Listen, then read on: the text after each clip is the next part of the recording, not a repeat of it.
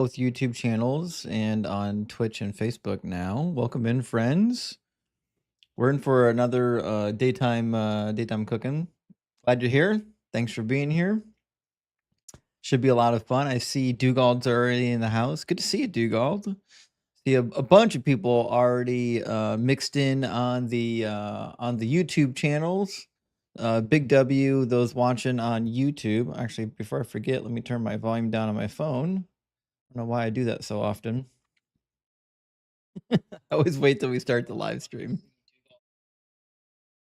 Okay, now we're good to go. Welcome in, friends. Great to see everybody. We should have a fun one day. I might have a friend of mine drop it in to have a conversation, like a person I know in real life. It should be a lot of fun, actually. With that being said, welcome in. I'm going to open up the guest box. The guest box on YouTube is open, so that's good to go. The guest box on TikTok is open, so we're good to go there. And we already got our friend Billy in here with a super chat. Good to see you, Billy. Thank you for the super chat, buddy. He says, hit the like button on the way in, folks. So just show Justin some love, I think you mean. Thanks for all you do, Justin. Much love. Well, thank you so much, Billy. I appreciate you being here, watching the channel, and supporting the channel. So big W. I really appreciate that, friend. I hope you're having a good time where you're at.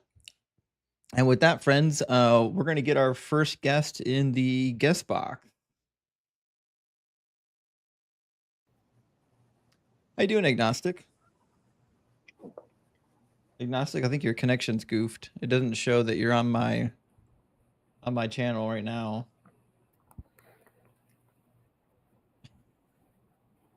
I think we had the same problem yesterday when Agnostic was here. Agnostic, refresh your browser. Come back and see if it works. Can you hear me? Anyways, yeah. Jose says you like the vertical a lot better. I actually don't know what the preference is for vertical versus horizontal. If you're used to TikTok, I think you like the vertical. If you're used to old school YouTube, you like the horizontal. For those who don't know, there is a horizontal and a vertical live stream available. If you're watching the vertical and you're like, how do I get the horizontal? Go to the link in the description for the horizontal. You'll get taken to my other page. And if you're like, shit, well, I want the vertical, we'll go to the link in the description of the video to the vertical. My main page is Deconstruction Zone. My horizontal page is DZ Debates. It's just debates. My main channel is a mix of everything. It's got the debates, it's got vertical streams, it's got interviews. It's gonna be a lot of fun. We'll be interviewing some ex-cult members soon. Should be really cool. But thanks for being here, friends. And Chet, welcome in, buddy. Great to see you. Guys, if you're not following my buddy Chet yet, I implore that you do. We got people filing in. We should have some people ready to rock and roll. Let's see if Agnostic got the situation worked out. Agnostic, it looks like it wants to work, but it shows that you're not connected. I'm just gonna drop you. Come back in if you get it figured out. Sorry, I gotta do that to you. Arkit says Doug is good. Doug is good. Doug's rock solid, actually, to be sure. Absolutely rock solid. And KN2000 says, listening to you at work helps the day goes by. Even though I just had lunch, I'm looking forward to the cooking session that's about to happen. Well, KN, thank you for the 666 Hail Nero. And I'm glad that I can provide some level of entertainment for you at work. I know it's hard to be at work and to be bored at the same time. Agnostic, I'm still seeing the same problem here. You're not really coming through.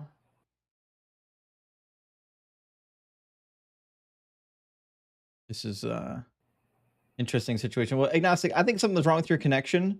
I don't know what's wrong with it, but I gotta drop you, buddy. We're gonna get to our first TikTok guest. It's gonna be Wolf. How you doing, Wolf? Hey, man, actually, hold on a second. How are you? Let me make sure my headphones are even turned on. My headphones aren't even turned on. No wonder I couldn't hear anyone. You guys probably heard them. I couldn't hear shit. Let me see why my headphones aren't connected. Technology is the worst. It literally is the worst. Like, I take my Bluetooth headphones out, and they automatically pair 9 times out of 10.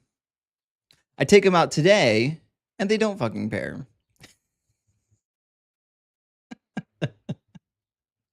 We should be good now. I'm pretty sure I'd be able to hear everyone. Wolf, are you with us? Yes, I'm here. All right, sorry about that. Technology is technology. No You know what I mean?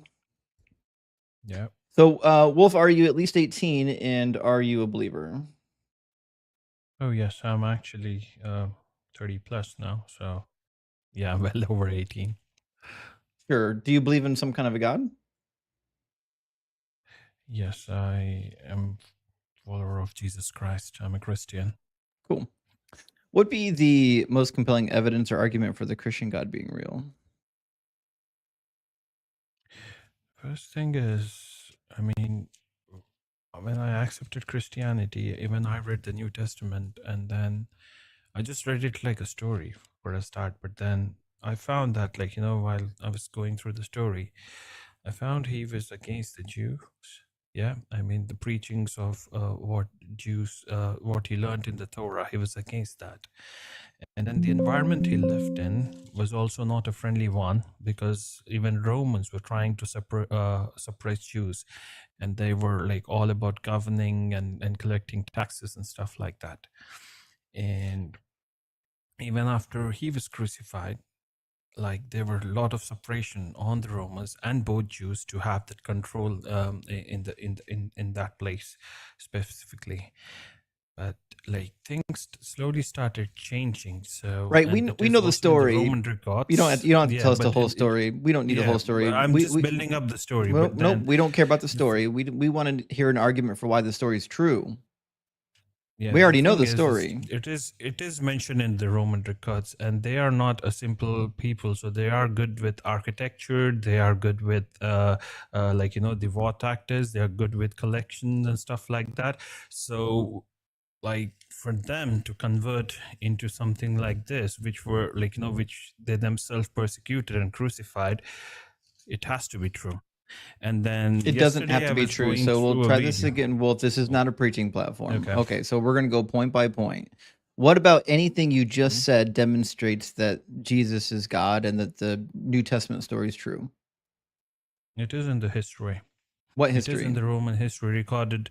It is recorded by Pontius Pilate when he sent the crucifixion details to Tiberius, at the time the Caesar of Rome. He sent the records of the crucifixion, and crucifixion is not a small thing. It is like a big event which happens in the Roman history. And as No, the they crucifixion crucified was done by literally Romans, like hundreds of people a week. they have records about them. Yeah, hundreds of people we So got it crucified. It is, wasn't that big of a deal. It yeah, was pretty much like an everyday occurrence. So what I'm yeah, trying to it is figure out everyday is occurrence. But then no they one's. have the history. They Hey have the Wolf, hey records Wolf, take a of take a the. take a breath. You're gonna get to say everything you want to say. You don't have to squeeze it all in up front, okay? Everything that's in your heart that wants to come out will come out. You don't have to say it right now. Okay, so we're doing an inquiry. I know the Romans kept records. I believe that Jesus was a real person that died. I'm trying to figure out why you think this guy is God and the New Testament is true. Yesterday, I was going through a Shroud of Turin, and the guy clearly.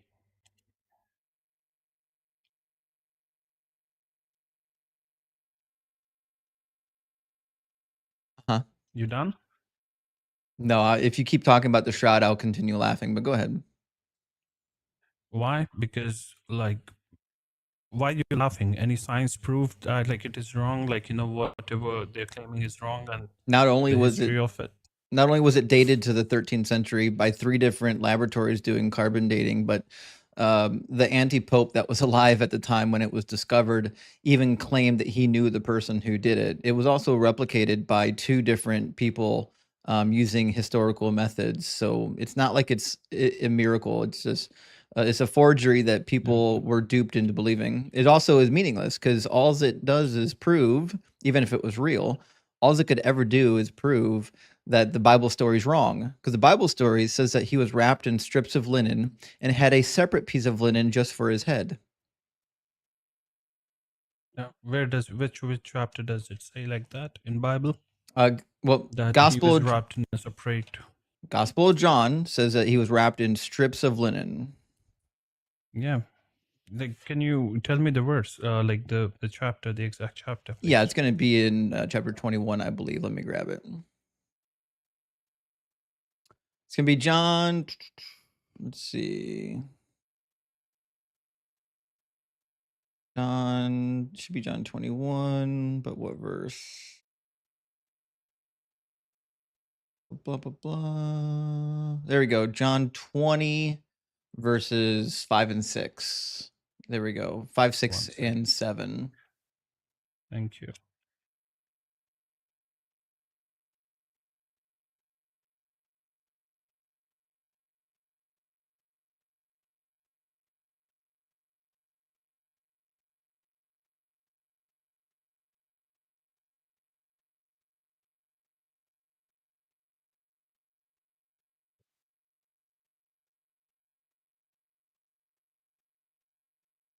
When they came to the tomb, you know the story. What they find. I'm reading it out. 1 second.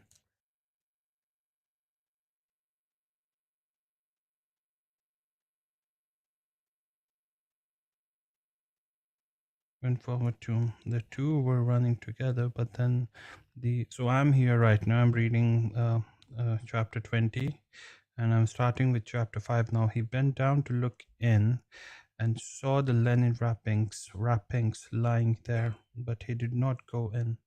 Then Simon Peter came following him and went into the tomb. He saw. Okay, so when he says linen wrappings, can it be like a different way to tie one cloth to like, you know, with multiple linen cloths? Because at that time, like, you know, when you're tying a cloth with multiple linen wraps, it is possible. And also to, like, as you said, right, I mean, it was forged by other people as well, so how can it be sure that it's from that century? So yesterday, Wolf, just pay yesterday attention. I was watching that video. Wolf, if you're going to ask questions, you have to pause for me to answer them. You can't just ask rhetorical questions. It's not how conversations work. So in the passage, does it say one wrapping or does it say plural? Is the text plural or singular? No, it says wrappings, definitely. Okay, so it is plural. Okay, now, as it turns out, in verse 7, it calls out another wrapping. It says, and the cloth that had been on Jesus's head, not lying with the linen wrappings, but rolled up in a place by itself. So not only are there multiple linen wrappings, but there was a separate thing that went over his head. This was customary burial practice in the ancient time. You didn't have just one cloth and then you lay a body on it and then you place the top of the cloth over top of the person. Plus, if that was the case, the blood wouldn't be on the cloth the way that it is. It would literally just be smeared pools of blood everywhere. The cloth is clearly made as an artistic representation of what they thought would look like if a body was on that cloth, but it doesn't look anything like a dead body on a cloth. There should be pools of blood. There's no pools of blood. Okay, so once he got down, his body was wiped, and then when you say like multiple body, like anyone, if you saw, even if they're burying a body inside a tomb, they will be not covering one on head and one on body. So there might be a cloth on head. So John's lying. But then there should be a complete. Then there's no. I'm completely agreeing. There will be a cloth on head, but then there should be a complete cloth covering his body as well. No. That's not in the text. Show me in the Bible where it says he was buried in one cloth. It is in. No, it is in the Shroud. And the Shroud's a forgery. We already covered this. There was another one. No, it is not a forgery. There's not a single Bible verse or a single ancient document that describes a person being wrapped in one cloth front to back. Not a single one. Then like how, like there were other claims that you claimed that, like, no, Shroud has been forged and stuff like that, and that's where I'm getting to. How come this is authentic? Like, you know, that I'm trying to say, tell you right now, if you forge something, okay, it will get into the layers of the linen or of the cloth if you try to paint something. But like the video that I saw yesterday, the scientist himself, he said that the Jesus imprint, his body imprint that was on the shroud, it did not enter the layers. And they also called in the pro painters, if the blood didn't enter the layers, that's a sign that it's not actually a real shroud. If somebody was laying on the cloth, The blood should have seeped through all of the layers of the shroud. However, if it's in fact not a body laying on there, if in fact not the blood, sir, that's where you're getting it wrong. It is not the blood. I'm trying I to know please listen. I know it's I've not his listened to blood. you. I know you haven't Yeah, listened to me. yeah. You haven't shut up for 5 seconds. Okay. So if it's actual blood, it should have soaked through all the surfaces front to back. It didn't do that. What it is a mixture of an artistic rendering. Somebody painted or used a mixture of different chemicals like pig's blood, red ochre, and things like that to put an image on a cloth. There is red ochre on it, by the way. No. The blood has been has what you say penetrated the linen. I'm talking about the radiation which gave that imprint of Jesus Christ. So the bordering, if you see there's no radiation. That's the radiation. That's what the scientists. There's no radiation. No scientist has said that. Please have a look. I have. You're lying. Do you want me to share the link? You've been tricked right away. You've been fooled. I'm not being tricked. You've been fooled. It's carbon dated. It was carbonated by 3 different laboratories. Authentic science. It's not authentic science. It's pseudoscience, and he's not a scientist. It's not pseudo. It's not a pseudoscience, sir. It is. He's gone through multiple tests on No, that. he hasn't. He's called in the pro painters if they can. He did. No, he didn't. No, he didn't. Please have a look. I'll share a link. Listen, you can lie to yourself, but you're not going to lie to me. I'm not lying to you. I'm giving you the proof. No, you're not. It is from the scientists. You're lying. It is from the scientists. You're lying. It is. Every time you say it, I'm going to tell you that you're a liar. You're a liar.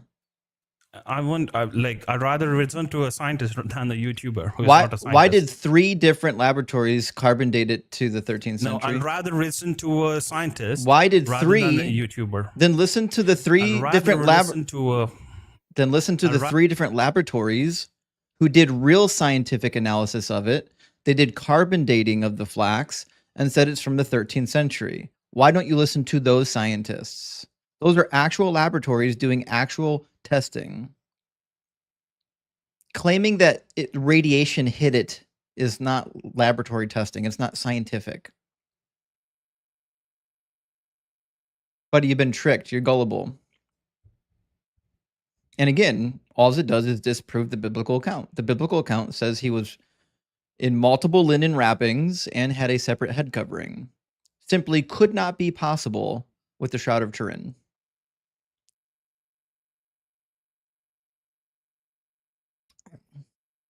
Let me know when you figure out how the mute button works.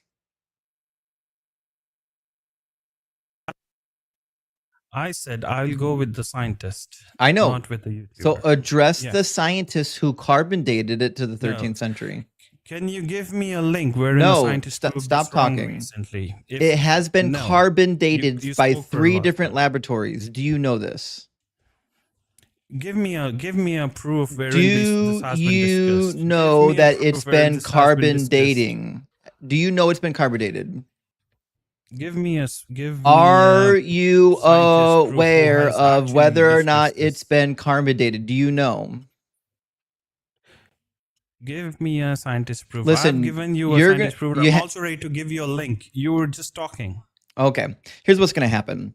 You're going to say yes or no to my question, or I'll kick you. I'm not doing this today. I'm not going to be shouting over top of someone who can't have a conversation.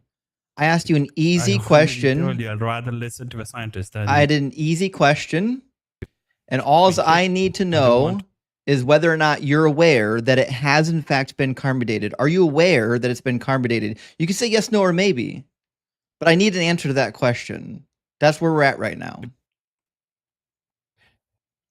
I would rather listen to a scientist than you. It's a yes, no, or maybe. Are you aware that it has been? You asked me a proof.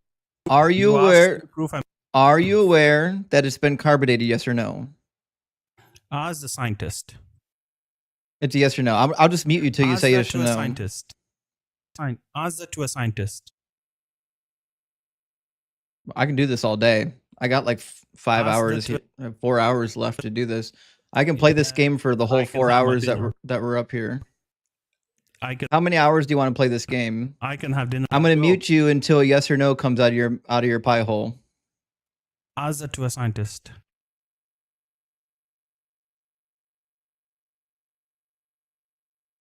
Did you muster up the Holy Spirit courage to say yes or no yet? Let me know. Ask that to a scientist. Look, he's now muting himself. He's just hitting the mute button over and over again, trying to beat me. I didn't even mute him. You can unmute yourself, by the way. You done spazzing out? You get all out of your system? Like a little toddler that has to cry it out before bed, you get it all out, you ready to have a conversation? Yes. Okay. Now, I asked you a simple question. Are you aware that it has in fact been carbonated? Ask that to a scientist. I told you. Okay, so you're not adult enough to have a conversation, so you can go. No one cares. And we'll move on to our next caller. Let me grab a couple super chats, guys. Thanks for being here. We started off the day strong with an absolute coward. Ark says Doug is good. Oh, actually, I think I read that twice, but hell yeah, Doug is good. Thank you so much, Ark. And Peter says finally catching the live stream again. Much love. Well, thank you, Peter, for being here. I really appreciate that. And I hope everyone is entertained. Are you not entertained, friends? And Dwayne says, Jesus is his own daddy and he lives in the sky. This is the craziest thing. Thank you for the 666, Dwayne. But you're 100% right. The Trinity is the most nonsensical thing ever invented. Jesus had to knock up his own mother to give birth to himself. Obviously, that's why he had to die, because he committed adultery and incest at the same time. So, I mean, he got what was coming to him. Stephen says, vertical and horizontal wouldn't be a cross. Well, I don't know if the streams are thin enough to form a cross. It'll just look like a weird overlay. But I hear what you're saying. We should do a sacrilegious stream like that. Dave says, I'm so grateful for you. Hail, Doug. Well, Dave, I'm grateful for you. Thank you so much for being here. And thank you for supporting the channel. And Carlos, my friend, great to see you also. Thank you so much for sending out 10 Deconstruction Zone memberships. That's huge, my friend. It's huge. And Doug's with us as well. Doug, great to see you. Says, love what you do, Justin. Keep cooking. Well, Doug, thanks for being here, friend. And it's good to see another prophet of Doug in the house. And of course, you know, our friend Amir's with us. Amir says, damn, Justin, I got stuff to do. Take a day off. Sorry about that, Amir. Sorry, Amir. Also, Atheist Bulldog, Dougal, thank you so much for gifting out some subscriptions, 5 subscriptions on TikTok. Big W, Dougal. I appreciate that. And Snickerdoodle's with us too. Good to see you, Snickerdoodle. Says, can we work Dwayne "The Rock" Johnson into the Church of Doug somehow? I actually think we need to. We need to find a way to do that. He's pretty jacked, and I could get on board with worshiping him any day. Praise Doug. Well, Snickerdoodle, I agree with you. I think we need to find a way to get Dwayne "The Rock" into, at least worked into the liturgy. Like, we've got to get him involved. It just seems like a shoe-in. You know what I mean? And Amir says, just joking. Keep doing what you're doing. I'll lock in here. Hey, thanks, Amir. I appreciate that. Listen, the stove's already preheated. We're gonna cook. Peter says, tech bros, robots will take over the world in 2 years. Me sitting here frustrated because a technology is not doing one thing it should do. Actually, this is the funny thing. You're 100% right, Peter. So I work with a lot of technology. You know, I was an electrical engineer, and the reality is AI is scary. It's doing a lot of really interesting shit. But we're nowhere close to machines technology taking over. Nowhere close to that. Mike says, I know there's no proven correlation between human behavior and the full moon, but your and Ian's last few lives make me think there should be revisited. Yeah, so for me, I think it's like your brain writes it into existence. Like once you buy a Honda, nothing on the road you notice except for other Hondas. You know what I mean? Once you are of the opinion that the full moon does something, now you're looking for any reason to believe the full moon is doing something. It's kind of like once you have a hammer, everything becomes a nail. That's how I interpret the full moon nonsense. But listen, if that's that's something you believe in, go for it. It doesn't hurt anyone. And Bill Ash says, we can hear agnostic. I know that was my bad. My earbuds weren't connected for some reason. I don't know why. All right, 2 more super chats. Serial Dude says, Shale Doug. I agree. Shale Doug. As a very amateur anthropologist, I wanted to add that quail bones disintegrate in a desert sitting within a few months to a few years. Well, Serial, that's actually helpful information. I'd be curious to know what millions of quail bones would do, because it sounds like, as far as we can tell, we should see remnants of about like 400,000 quail. So I don't know what happens if 400,000 quail disintegrate in the desert, but I assume there's something that's left behind, even if it's not bones. And last one from our friend Griffin. Griffin, thank you so much for the 1999 super chat. That's very generous, friend. It says, good afternoon, Justin. Super excited to catch the live. I asked before, but I don't think I heard your answer. I apologize. What Ugaritic text references should I be reading? Do you think the texts support Christianity? Well, no. First of all, no. The Ugaritic texts do not support Christianity. I think the most famous of the Ugaritic texts, and the one right now that's most accessible to normal people, is probably going to be the Baal cycle. My favorite rendering of the Baal cycle is by Mark S. Smith. And Mark S. Smith has a really good translation of it. It's 2 different volumes.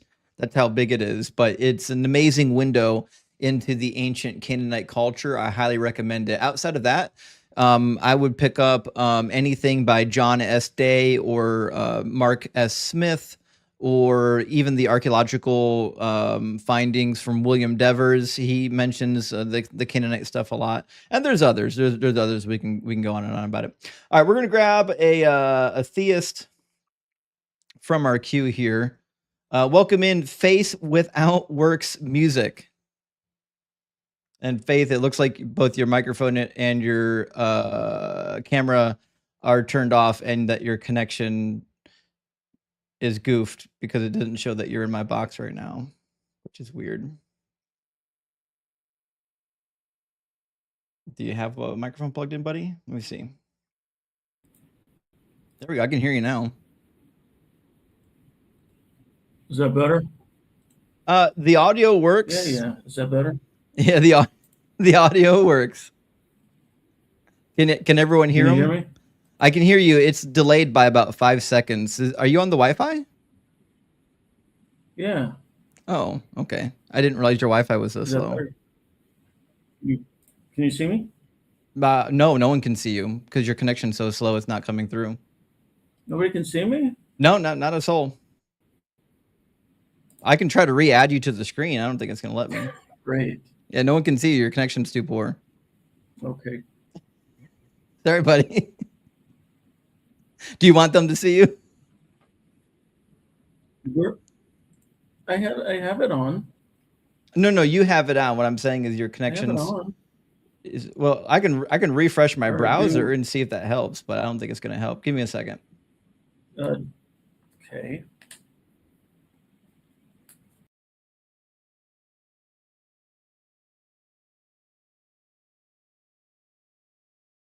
All right.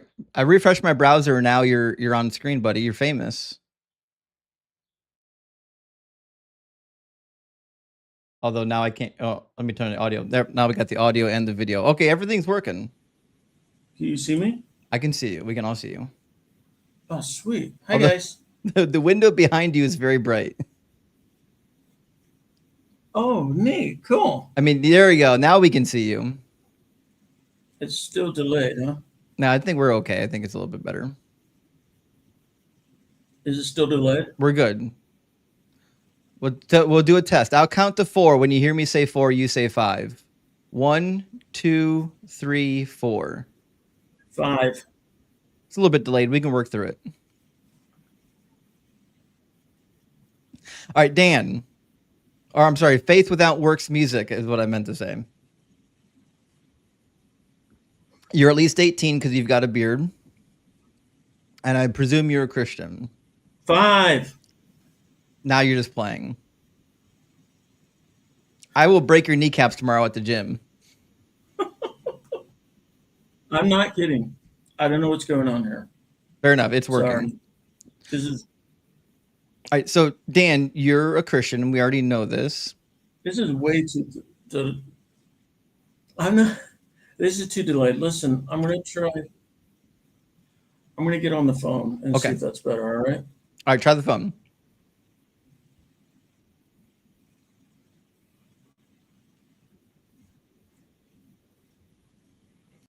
So for those that aren't in the know, some people actually are in the know. So for example, Denise and Chet know. Dan's actually a person in real life that I know. He wants to come in and talk about some of these topics. He is a believer, and he does have a YouTube channel with the title that he came in with.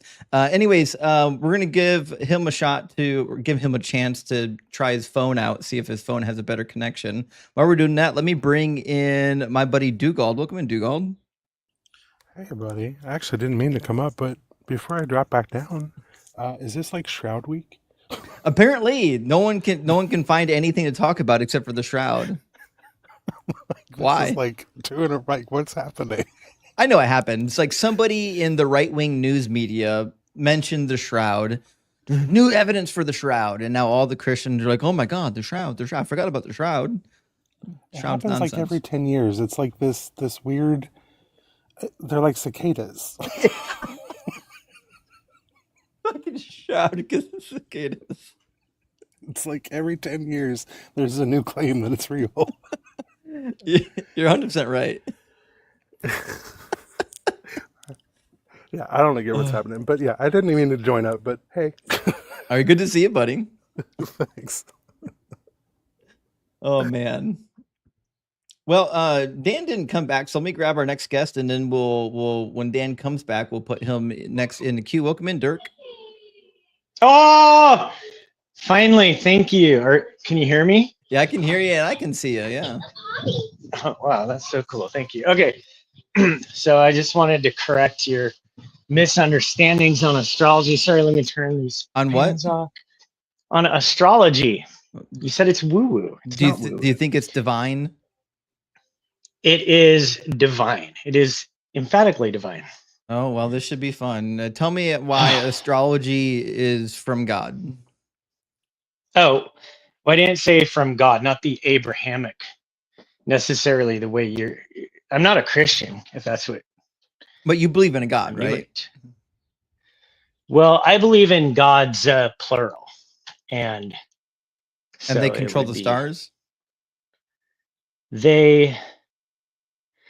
Well, in some aspects, they are the stars and planets. You believe that the gods are the stars? And planets, yeah. So the sun in the middle of our solar system is a god, not a burning ball of plasma? It is a burning ball of plasma and a god. What would be the evidence that would warrant a claim that the sun is sentient? So that would be based on the progression of data, information, consciousness, spirit. So let me explain that. Concerning the sun. Yeah, so we have to get to this understanding, okay? Because you're going to be like, well, that doesn't make sense unless I explain it really quickly. I'll be very brief, okay? So data just exists on its own. Information is the exchange of data. Consciousness and would be the awareness of this exchange of data. A spirit is a system of information that arises across conditions. Where did you get these definitions from? Because I don't agree with them. Well, they're part of the New Age understanding. That's why I'm giving them to you. Well, yes, you believe that. I don't believe it. Why would I believe that spirits exist? Well, a spirit is a pattern across systems. That's what it is. So you believe that patterns exist across systems. You said that, and you believe it. I don't believe that. I don't believe in spirits. But I'm defining that as a spirit. That's what a spirit is. Right, yes. So, and I'm asking you why anyone would believe that.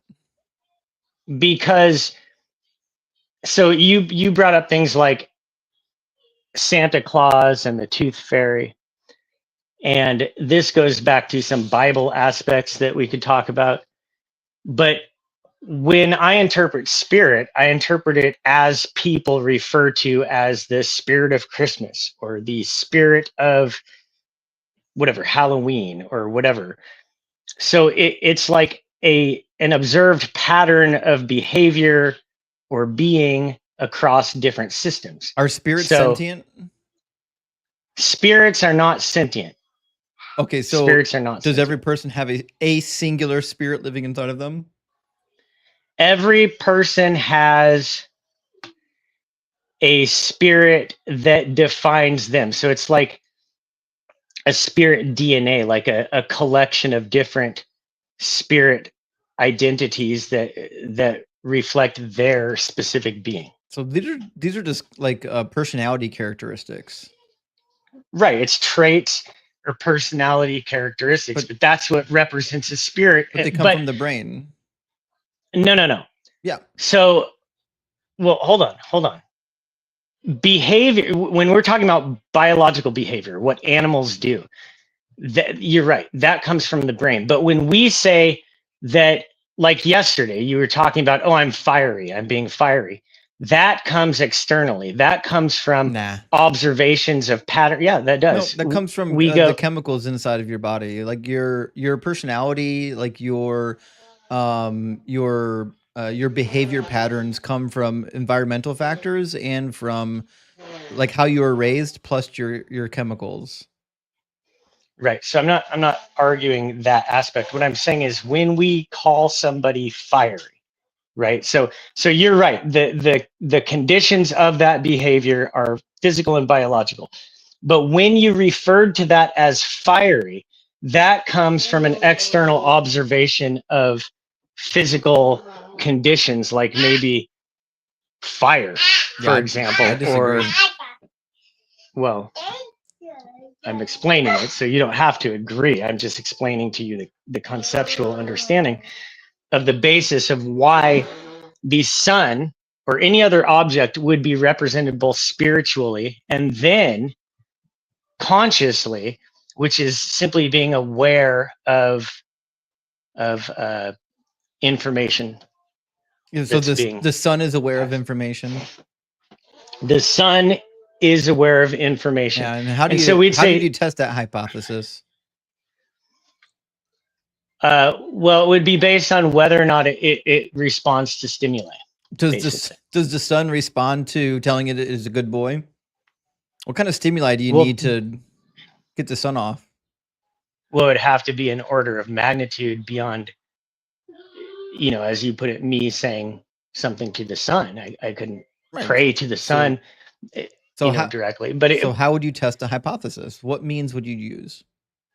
Well, we would have to observe. Then it would have to be empirical observation of whether or not the sun responded to some sort of celestial body, right? Yeah, the sun looks like Beethoven, but not into thrash metal, right? Well, I guess not. So you don't have any means for testing any of these hypotheses? What I'm presenting you is the framework that can be tested. I've given you a framework that can be tested.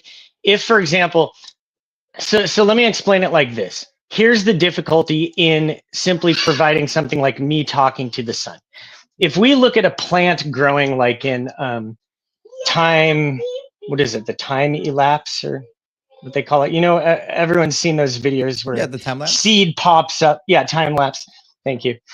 When I look at that, I'm looking at the plant and I'm going, this is how the plant is actually seeing the world around it. It's in a different time sort of frame than we are.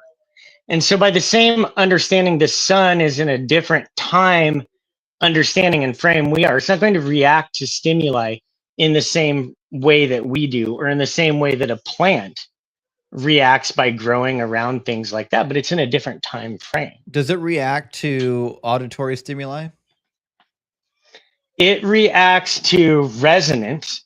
So in space right now. So no, the answer is no, it doesn't react to auditory stimuli. Well, resonant, when you say auditory stimuli, that's waves, right? Does it respond to waves in a substrate? Yeah, it does. But it doesn't respond to us talking. Sound waves don't travel in space, right?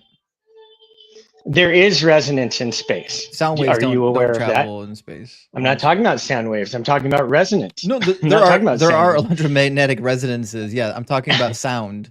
Right. So again, No, it would not hear sound, but it hears these resonances that you just acknowledged. It hears it or it feels it? And so, what? It hears it or it feels it? Feels it. Hearing is feeling. How do you think your eardrums work? Well, one of those is a different sensory. Like when we say feel, we're referring to the senses in our skin. When we say hear, we're referring to the effect that happens inside of our eardrum. Right. Okay. So you're asking the locality of it. I wouldn't know because I'm not the sun. My claim is that it has a mechanism and a physiology. What you're asking me is, that's what I want to know. What is this physiology? Yeah, what I is want to the know about the physiology of the sun? What organs does the sun use to interact with resonances? Okay. So the sun is a very complex organism. And I admit I don't know as much about the sun because I wasn't expecting you to take me down this direct pathway on the sun. But the sun is a very complex organism if we look at it as an organism, and it has all sorts of different structures and tissue layers and whatever you want to call it. Yeah, I mean, I'm calling it tissue, but like the different layers of the sun, we can say are like different tissues, the different tissue structures. is a different state of matter. Well, that's why I'm saying it's like tissue. I'm not saying it is physical skin. You understand? I think what you're doing is being a little bit uncharitable in your questioning here, because what I'm trying to do. What I'm trying to do is I want you to think critically about your belief, right? So you use like a lot of really weird blanket words that like you think they have, if you put them on a Zen diagram, they have a lot of overlap, but they don't really work when you actually like dial down into the nuts and bolts of how things function, which is why I'm asking specific questions about what you believe, not generic questions. Well, I understand that, and I appreciate that. So where this direct line of questioning is probably going to end is with me going, I don't know enough about every structure on the sun to make a one-to-one direct comparison between human anatomy or an organism cell structure, anything like that. What I'm telling you is the conceptual understanding that if we look at the sun or any other structure and we compare it as loosely, which you pointed out I'm doing, to our understanding of physiological structure or organism or morphology, then we can conceptually come to a conclusion that it is plausible that the sun has awareness. So when you're coming up to me and you're going, well, have we seen any entity that has awareness without a physical brain? Well, like a plant responds to things. But is it self-aware? Plants respond, you can touch. Well, that's the question. We're not sure. And so that's really the question of consciousness, isn't it? What really is consciousness? And some people say, well, it's the synapses and it's the transistors I think you were talking about a couple days ago. It's not transistors. Well, you were going down that line. Right.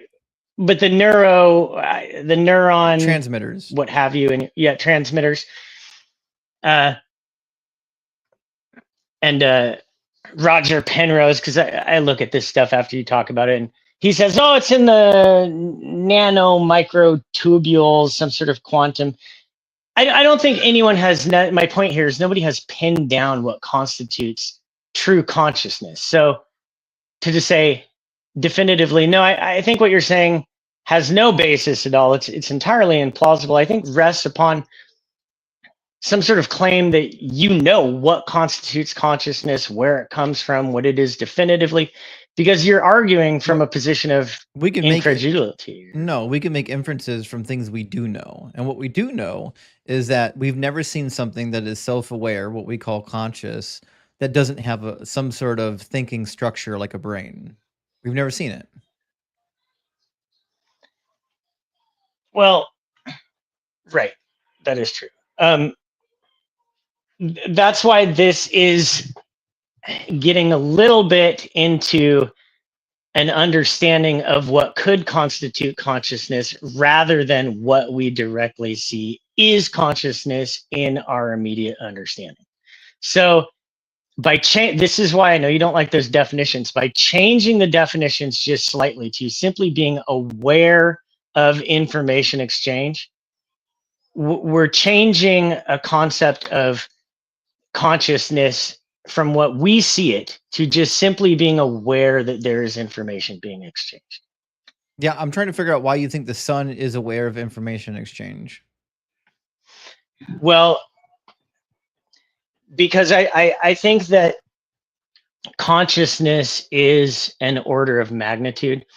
I think it's what does that mean? It's like I don't know if you're using that correctly. What do you think that means? No, I am. It's like a critical point. So, for example, when we look at computers and then we look at dogs and we look at people and all the neural connections. I know computers don't have neurons, but if we look at the connections of them, even a dog has hundreds of millions of more connections than our greatest computers.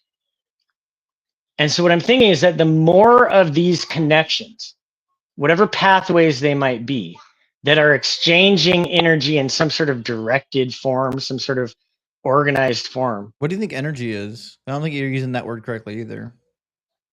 Energy? Yeah. Let's see, it's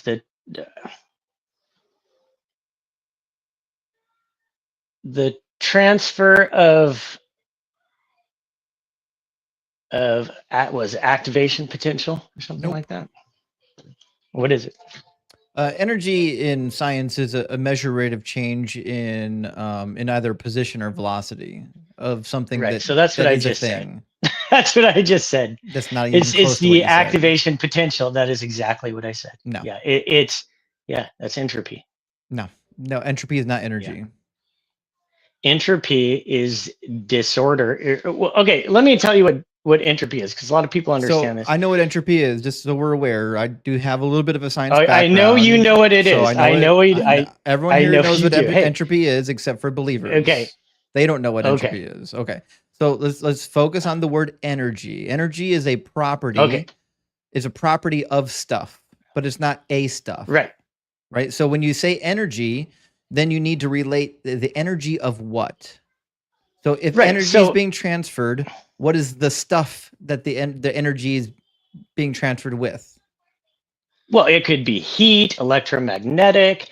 It could be nuclear, magnetic. So any sort of thing that is going to. Sorry. Which one? It could be any of those. The sun is aware of all these energy transfers. The sun, I am thinking, is going to be aware of these types of energy transfers because it's not going to have the same awareness of its experience that we are. It's not going to have eyeballs. What's it doing with the information? It's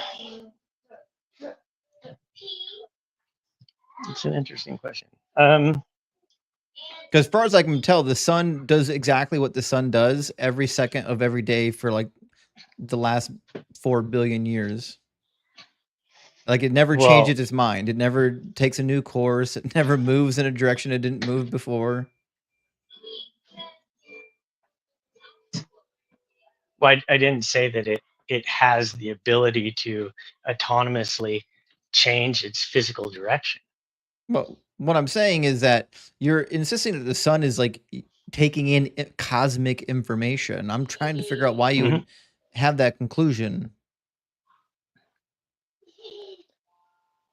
Because it's the basis of, as I say, the different levels of awareness of exchange of conditions or changing in these conditions. So yeah, so you're attributing it to the sun because you want the sun to be sentient. That's it. But so we go all the way back to square number one. We have literally no reason to believe that the sun is sentient.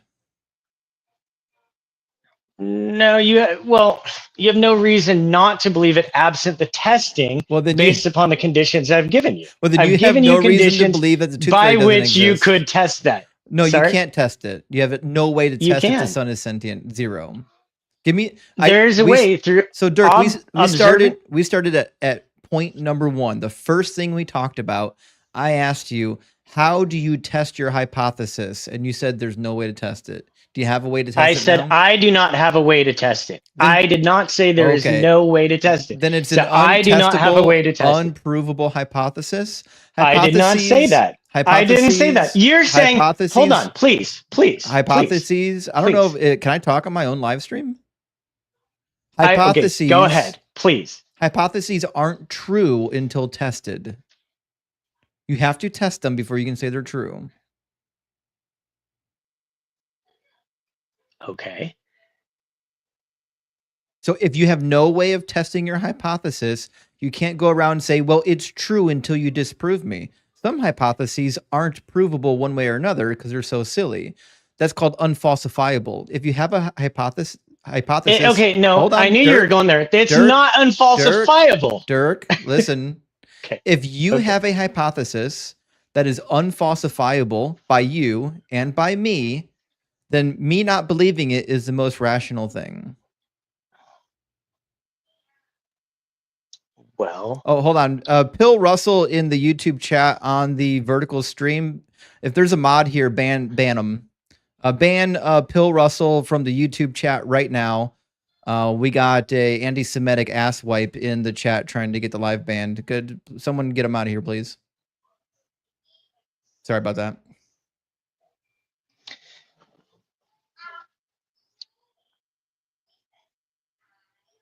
We good? Yep, we're good. Okay. Anyway. Let's put the sun, because I didn't really want to go down this path on the sun. Yeah, let's not probe into the actual details of my belief system. I know. No. This is just one like you're going, let's go down this one specific narrow little thing and based upon what is the sun doing with this information? It can't move its body. You don't have a specific way to test this claim. I didn't come here with a methodology for you to test specifically whether or not the sun is sentient. You have to understand that. I do understand it. That's why it's rational to not believe what you believe. But that's not that. Whether or not the sun is sentient is not the basis or order of the subsequent astrological principles, which I came here to explain. So at least you understand what they are, because it's one thing to say something is. If the astronomical bodies aren't sentient and there's nobody controlling them, that means it's just an act of nature. That's it.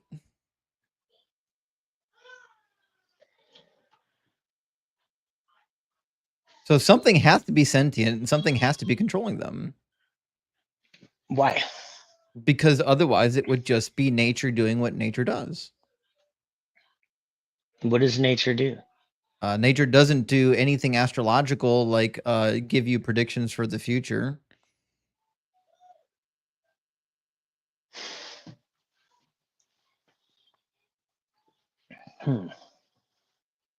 In order for nature to give you predictions for the future or do any other nonsense like that, there has to be something sentient somewhere causing it to be. So if we look at the astrological cycles, which are effectively astronomy, but with prediction, okay, and we say on or about this cycle, there's going to be calamity. Mm-hmm. And we look at astronomy and they say on or about this cycle, there's going to be a meteor shower with a likely potential of meteors striking across the world. What difference is that in your mind? A difference in what? If astrology claims based upon a certain cycle, there's going to be calamity, but astronomy based upon the same observations claims there's going to be a meteor shower that's likely going to result in the striking of Earth. What's the difference? Why is one woo-woo, but the other isn't?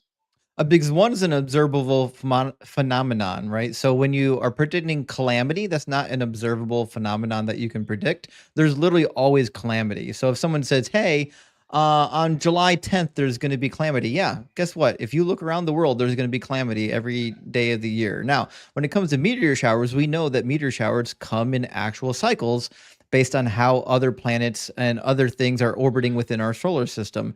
So yeah, we do know at certain times of the year, we know when meteor showers are going to take place, not because there's a sentient thing out there telling us it's going to take place, just because we know when certain bodies are in certain positions that meteor showers are going to be more or less likely because it's a cyclical solar system.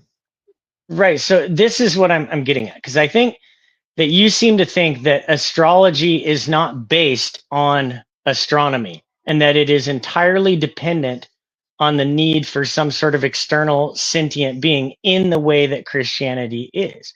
And so when I say the planets are alive or they have some sort of awareness of what's going on, that's not the same thing as saying they're divinely taking part in the direction of the unfolding of the cosmos.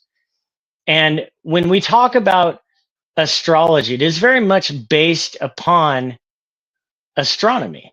The Babylonians, the Milankovitch cycle, all of this the was actually Babylonians found. Thought you could dissect the liver and predict the future with it. Right. And so this comes downstream. And so this is what I was talking about when I said we were talking about personality types, and you were pointing out correctly that biology is responsible for the actual behavior. And when I say when people associate that behavior with other things, I know you disagree on this. I'm saying they're getting it from the action of the water. Oh, they have a tempest, or from the fire of the forest. Oh, they're a fiery person. What I'm saying is they're taking that and they're attributing that to these personality types. And that is where ultimately, so the big thing I wanted to get into was this discussion of humanity and slavery, because you get into this all the time. This is a very controversial thing. You think slavery is related to astrology? It is related to the concept. Yeah, it is in the weirdest way. And let me let me explain it just really quick. So when we take these personality traits, and if you just follow along with what I'm saying, please. And I say, okay, now we're going to create a priesthood where we're going to associate these specific traits that represent the elements, and we're now going to associate them with physical qualities. So for example, I'm going to take the water and I'm going to associate that with the womb. I'm going to take earth and I'm going to. Why am I doing that? Just it's complicated. It has to do with Venus and is Venus sentient? Giving. So yes, but that's it. All this. See, that's why I keep asking you easy probing questions, because every time I ask you probing questions about these blanket statements, it turns out that it's kind of nonsense. That's why astrology is nonsense. It's not nonsense, because it doesn't matter whether they're sentient or not, because the things I'm giving you are the concept of where these traits and associations are coming from. So the point here is what they're doing is they're building a priesthood based on these elemental associations. Who's doing and so this Adamic priesthood. Adam? This is mankind? Adam is not humanity. So this is what I'm trying to say. The priesthood in the Bible was not Adamic. It was the Levites. Adam is the first quote unquote human. And as we know from the Enuma Elish, it is Adamu, which is a priesthood. And so I'm putting these together. Yes. No. Very much so. Nope. Yeah. Nope. Yeah. Nope. Yeah. Nope. Yep. Nope. ChatGPT says, yeah. You're wrong. What's the Well, I'm not. word? What's the word in Akkadian for priest? In Hebrew, it's kohen. Do you know what it is in Akkadian? I don't know what it is in Akkadian. I It don't. has nothing to speak do with Akkadian. Adamu. The Akkadian word, which is what the Enuma Elish was written in, is Anu for priest. That's what it means to be a priest. Anu. Right. So and I don't listen. Adamu I don't in know. Akkadian means clay.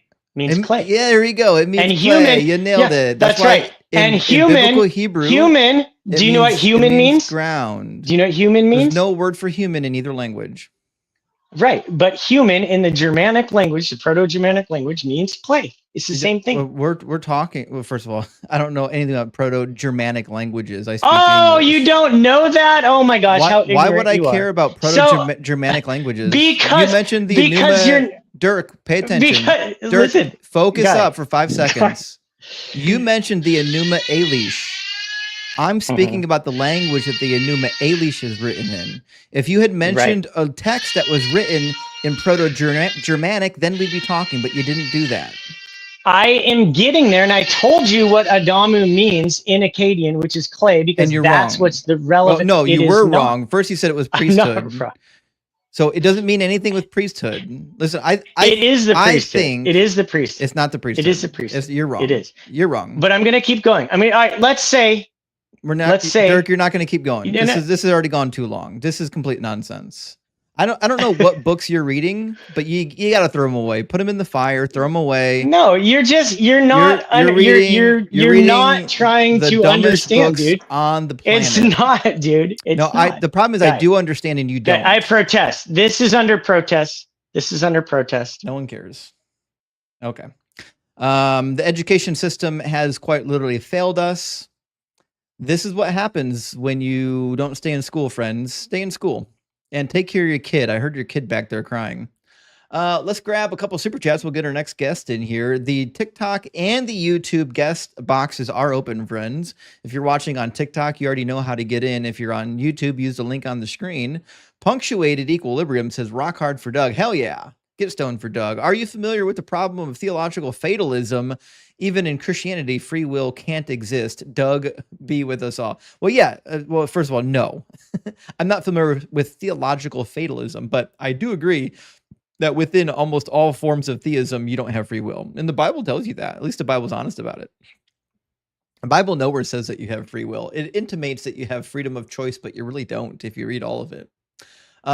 Good question, though. Good question. And from Shroud, thank you for the 100 NOK. Big W over there in, was it Norway, Sweden, Finland? I apologize. I don't remember NOK, but I know you're up in Northern Europe. It says, not only car brands, but also oil platforms have been named Troll, which is funny because of petroleum. Actually, this is a good connection. I do appreciate that. That's a good idea. Or a lot of Europeans will just say petrol instead of petroleum. And that works even better, I think. Good to see you, my friend. Good to see you.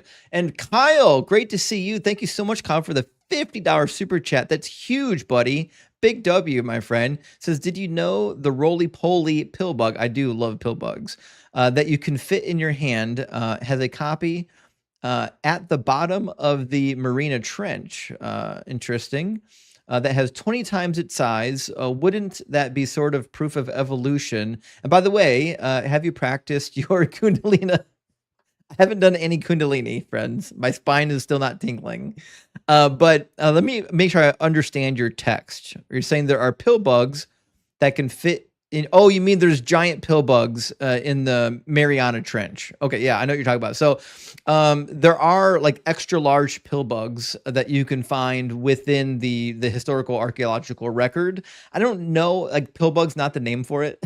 But it's from the same family, and it's super cool. Like if you look at the history of these various, I don't know what we call them animals, but I don't know, maybe crustacean is a name for it. It's really cool how like we see even the animals that we have today, their ancestors, where they come from. It's pretty dope. And it like the more you study the archaeology, I don't know what else to use. That's not the right word for it, but the history of these animals, the more it becomes clear that one descended from another. Daniel says, damn, Justin, back at it again with the cookout. Daniel, buddy, we're cooking out today and tomorrow. So buckle up, buddy. Ronald says, I've been learning so much. Appreciate you, chef. Well, Donald, thank you so much for your appreciation. Thank you for being here. Thank you for supporting the channel. Supporters like you make the channel happen.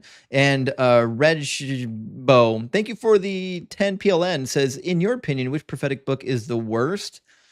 In terms of failed predictions, it's Zephaniah. Well, hands down, Zephaniah. Like all the prophetic books of the Bible are full of missed prophecies, but like nothing in Zephaniah came true. Nothing. Literally predicted like the day of the Lord when God exacts his vengeance on all the nations. And it was like any day now, it's happening very soon. It's coming just in a moment's notice. Nothing in that book ever came true, and it will never come true. Truth says, wouldn't it be more believable if the shroud was worn by the Holy Ghost? Shit, that would be more believable. And you've already seen, Trude, the problem that Christians have with the shroud is that it contradicts the Bible. So, like, they every time people appeal to the shroud, they're cooking themselves. Bad Religion, my friend. Great to see you on TikTok. Thank you for gifting out 5 gifted subs. And Roscoe, thank you so much for the $20 super chat. That's huge. He says, YouTube new here, was a former JW atheist, former JW atheist. You were a Jehovah Witness atheist for years. I was never really impressed that the Bible claims to fulfill its own prophecies from inside its own pages, but today I learned it couldn't even pull that off. Actually, Roscoe, that is the case. Isn't it embarrassing that if you believe the Bible wrote its own prophecies, it's fascinating that they couldn't even get it right. I think for me, that's why I don't subscribe to the idea that everything was written in post. I think there was some sort of connection in time from one text to another. And sometimes they just made predictions that didn't come true. And that happens sometimes, you know what I mean? Chris Bailey says, I appreciate the cargo cults of the South Pacific. They chose to worship an actual thing they could see, which gave them food and supplies. As an old naval aviator, I am touched. Actually, that's a fair point, Chris. That's why Doug is so important. Listen, you can say whatever you want about those other gods, but you've seen Doug. I'm touching Doug right now. I can see his eyes move in front of my face. God of the Bible? Never seen that sky carcass. Never seen him. When he shows up, I'll believe in him. Kyle says, did you see how they sacrificed a heifer on an altar in Israel? Now we're going back to the Stone Age. I know. It's the red heifer nonsense. All these people that believe that the red heifer has something to do with the biblical end times, they're going to go and kill these special heifers and nothing will ever be accomplished. They're just going to make a fool of themselves, but it is what it is. We have to do this exercise so we can get to the end of it and move forward as a society. Apostate says the shroud wrapped up Jesus, so it's a...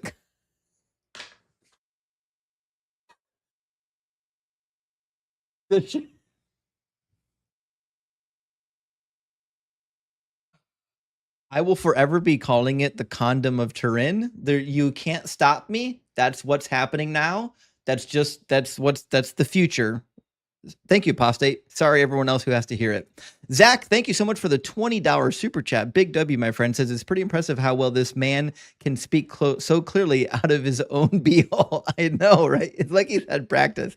It's like if you throw around enough buzzwords without probing into it, you can sound like you're saying something, but we all know he wasn't. Daddy Todd, good to see you. Thank you for the $10 super chat. Says Dirk's trains a coming. Woo woo. Yeah, it really was. Dirk was wild, dude. I met some wild people. Dirk was out there. All right, let me grab just a couple more super chats, friends. We'll get our next guest in here. Still no queue in the TikTok queue. There must be a lot of people not on TikTok today. But oops, caught on camera said the son told me Dirk was done too many mushrooms. Dirk has done too many mushrooms. I think that's the case, actually. When the sun starts sending you messages, I want to know why the sun is giving people cancer if it's conscious. Oriuchi says consciousness is a human construct. End of story. That's actually a fair point. We could necessarily say that. Let me think on that. And Zach, thank you so much for the $49.99 super chat. Huge W, my friend. Says, please, we are all getting dumber. I did move on, Zach. I had to end it. He would have gone on all day, and he would have said the same dumb stuff all day. I had to end it. I couldn't take it anymore. I couldn't tolerate it at all. And Kyle Boyd, thank you for the $50 over Venmo. Big W, Kyle Boyd. Kyle says, I guess the sun is going to murder us all in another 10,000 years. Actually, yeah, in about 1 billion years, the sun is gonna murder everybody. It's gonna balloon, and we're done. And Everett says, we don't understand 100% everything about consciousness. Therefore, the sun is a spirit. I've had more intelligent conversations with a crunchy sock. Yeah, I agree. I do agree. I will never understand why people would think the sun is conscious. And last one. Carnage Asada, my friend. Great to see you today. Big W with the 1999 super chat. And it says, if you really think about it, you can come to the quantum. Don't do me like this, Carnage. If you really think about it, you can come to the quantum conclusion that the sun experiences slow motion consciousness just like time-lapse plants and harnesses entropy to analyze cosmic spreadsheets. I will not be elaborating. I mean, you've convinced me. Listen, I'll give you one thing, Carnage. You were right about tacos, but I've got some serious questions about your sun theory. But I'm torn because I do love a good spreadsheet. It is what it is. Good to see you, Carnage. All right, let me grab our next guest from the queue. Our friend Dan did not make it back yet, but we'll grab. It looks like Elelliana. Let me make sure I pronounce that name correctly. Elelliana, did I say that right? Yes. Welcome in, Elelliana. Are you at least 18 and are you a believer? Yes. Awesome. And what God or higher power do you believe in? I follow Jesus. Cool. What would be the most convincing evidence or argument for Jesus / the Trinity / the Christian God / Yahweh being real? I think that's kind of the problem is you want to narrow it down to one different thing and it's multiple things. So let me ask you, what type of proof would you need? Any proof that can be tested, measured, witnessed with eyeballs, or even a good argument. Okay. So if God is outside of time and space and created all of this, how exactly would you expect to measure that physically? Well, that's exactly If what he's not physical. That's exactly what I would say my God is, as long as I wanted to believe in something that was completely unfalsifiable. Okay, but one way or the other, would you admit there's either a God or there's not a God? I think there's either a billion gods or there's no gods. Why do you think there's either a billion or none? I think. Why would you say there couldn't just be one? I think it's silly to believe in one God. Why? With multiple gods, at least explains the carnage that people are experiencing on the planet. Okay. And am I correct? Does somebody I thought said in the comments yesterday that you used to be a pastor? Yep. Is that correct? How long were you a pastor? About a decade. Wow. Nice. Sorry if this is too personal. Can I ask why you decided against it? Because the Bible wasn't true. What made you determine that? Jesus fulfilled 0 prophecies. The Old Testament is horrific. The earth is older than 6,000 years. There's no dome called the firmament over the earth. The earth is not flat, even though the Bible seems to think that it's flat. It's also just not true. Like when it gives the genealogies of the various nations, those aren't actually where the people came from. They didn't come from the Middle East. Most of them actually came from Africa. I mean, I can go on and on. It says that there were rivers that were fed by rainwater, except rain didn't exist at the time, so they certainly couldn't have existed. Okay, well, let's pick that apart. That was a lot. Let's say the firmament. Mm-hmm. Okay, so I don't know if I can run this down quickly for you. The way I believe is that the earth was formed a certain way, not the way we see it today, that when it was first formed, there was no rain. Rain did not happen until the flood came. Right. So the firmament might not have been what you think. Like, I don't know what you determine a firmament to be. To me, that's the atmosphere. It's not. So the Hebrew word rakia is referring to a hard structure, which is why a lot of new translations, like the NRSV, is just calling it a dome because that's what it was. In fact, the ancient Jewish rabbis went through lengthy debates trying to figure out what the dome was made out of, how thick it was, how far away from Earth it was, and even books like Enoch quite literally described how there were doors in the shell of the firmament that allowed the sun to pass through and then go underneath the flat earth. Like everyone believed the earth was flat and that there was a dome over top of it, including the Bible. Yeah, I don't know about that. No, it's true. We'll agree to disagree on that one because I don't know enough about that conversation to go deep in that rabbit hole. What was the other thing? Yeah, I don't know where you're getting the Earth was flat. I mean, again, if I don't know much about that rabbit hole. I can look into it. That could possibly just be Jews did a lot of that thought experiment type stuff, and that doesn't necessarily make it true, and that's why it was not in the Bible. That's why they have that separately written. The Bible says it is. Bible says I believe it's called the Midrash, if I'm not mistaken. The Bible says that the earth is formed like clay beneath a seal. Have you ever seen clay beneath a seal? Clay beneath the seal. I don't know what you mean. It's a flat Are you talking disc. like a seal? It's a flat disc, yeah. So the way that they did seals, clay seals, is you would have a ring typically, or a roller, either one, but this is probably referring to the ring. And a king would have a signet on the ring that had his icon, and then you would smush the clay, and you'd have an impression. And almost all of the ancient clay seals that we've discovered are in fact flat and round. Job 38. You would have to tell me where that is written in the Bible, because again, context always matters. The type of writing matters. Again, with the Bible, as a pastor, I would think that certain things are written as history, certain things are written as poetry, certain things are written as literature. Yep, So Job 38:14. You would have to tell me where exactly that is. Job 38:14. Job 38:14. Job also says that the firmament is hard like a cast metal mirror. Do we know if we're talking about the firmament around the earth still, or is it possible that could have been interpreted as a firmament around the universe? There's no firmament around the universe. Possibly some type of barrier between us and God. Neither. The firmament is a dome, and God's home is on the top of the firmament, according to Psalm 50, verse 1. But again, Psalm is poetry.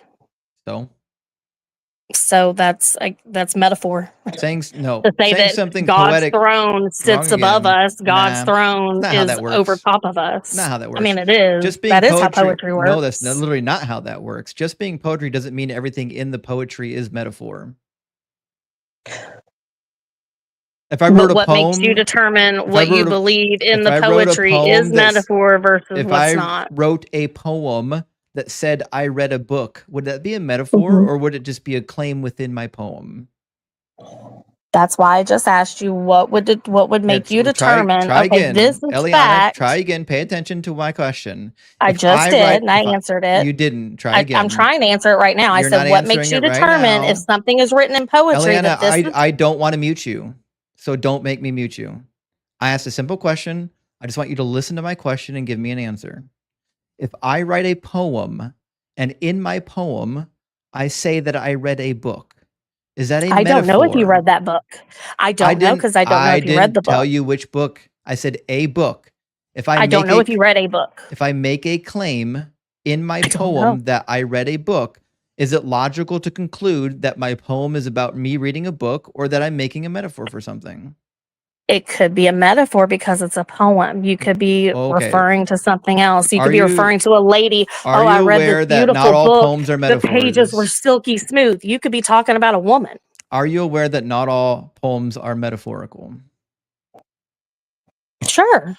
Okay. But how do you know you didn't write the poem? So that's why I'm asking, what makes you decide he was being serious when he said this, but this was metaphor? Because what makes you decide the difference? You have to know what the metaphor is for, or else the metaphor is useless. So when he says that the That's earth my is point. formed, At the time when these were written, why are you talking over it? Elelliana, I'm going to turn your volume down, so every time you talk over me, no one can hear you. You want that?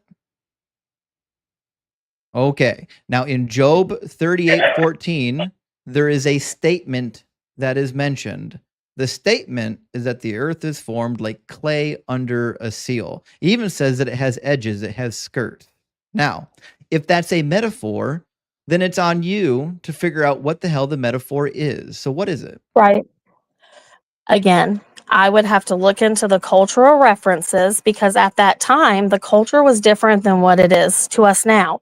Wheat water, different things meant different things to these people. So when they said this is this, to them it had a different meaning than what we read it in English and say, oh, they're just being literal. No, they're not. There's you don't know probably what a it's talking deeper about? meaning to it. So you don't I'm sorry? So you don't actually know what it's talking about then? Which one, Psalm or Job? I We're talking told you about- what I believe Psalm means. We're talking Job, about I would have to Job look into it to find out if 38:14. So if you don't know what Job 38:14 is actually saying, then you can't say that I'm wrong. Just saying, well, it's a metaphor is useless. You don't even know if it's a metaphor. Okay, give me 2 seconds and I'll read it.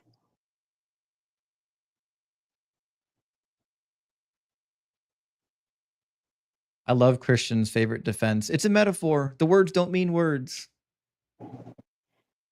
That's not true. You know, there are writings that That are is true. not meant to be what, just like there one in a Song of Solomon that's about a woman, but it's about Israel. No, I don't think the Song of Solomon's about Israel. There is one in there that is. I don't It's either believe a so. psalm or it's in the Song of Solomon. It's one of the two, and it's written and it's very erotic, That's and the it's Song of written about Solomon. Israel. I disagree. That's my point. So people are having different interpretations of what this means and what it doesn't, and that's why there's biblical study into the culture and the time Yeah. period to find out why Yeah. that was written the way it was and Yeah, I what it did all actually that. meant. Yep, I did all that. Yep. Okay, so Gonna this read the is in passage? Job 31. Job Can you 38. bind the change of the Pleiades? Can you loosen Orion's belt? We're in You Job think that's 38, by the way. literal? We're in Job 38, just so you're Yeah, aware. I'm getting down to it. Again, I'm going with context because you can't pull one verse out of an entire chapter and then go, oh, gotcha. You're not even in the right no, chapter. you need to look at the context, the entire context I've of read Job the 38. entire context of the Bible. I've read every last word of the Bible, most of it in the I'm original literally reading it languages. right to you. Do you I'm believe, in Job can you 38. loosen Orion's You're belt is in literal? You're in Job 31. I'm in Job 38. This is Job 38. I'm not your honey. Verse 31. Job 38. Okay, verse 30. 31. Okay, 38, 31. Yes. Yeah, And I'm making it's my way talking down about to the 38 to get the context. And it's talking about constellations, is it not? Correct. Okay. Do And you it know the says- constellations of Pleiades and Orion? It says, can you loosen Orion's belt? Yeah. Do you believe that that is meant literally? Yeah, that's actually the point. The point here is that Job is not capable of doing what God is capable of doing. Job cannot actually do anything with the stars or the constellations. That's God's job. God is the one who designed everything, not Job. Right. This entire chapter is about asking Job, inquiring of Job about his capabilities, and it turns out he doesn't have any capabilities because he's not What God. I'm saying, though, is you're trying to say this is meant to be literal. It's saying the earth takes shape like clay under a seal. Yeah, it features like stand clay. out like those of a garment. That is... So what's it mean? That's not a literal mean. What's it mean? He's basically describing that, like, I created this world. I made everything. I made it like a seal. It's so perfect. I made it like this. Its features stand out No, like seals aren't those of perfect. fine garments. Seals have nothing He's to do with perfection. giving glory to the creation that he made. Yeah, we all know that. That has nothing to do with the Okay. words. The words Right. in the sentence is that the earth is formed like clay beneath a seal. What is That's what I'm when saying. something You're when taking something that looks literal. when something looks like clay beneath a seal? What would it look like? I don't think that's what it's saying. I think It it's like says it. no, You read honey. it You can twice. you can use they even have the cylinder seals. You just roll it out. I So know. it's saying yeah. after you roll it That's out, flat this is too. what it's going to That's look flat like. too. I've got them right Because here. I designed it that way. So I made that image. I stamped that image.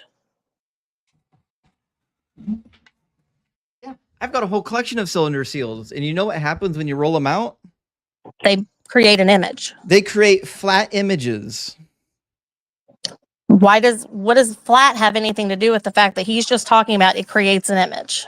He's not saying But an image. either way, He said it's when like a person is it's like the standing on the clay. earth, do Can you I- see hey, that it's do round? I get to talk on my own live stream or no?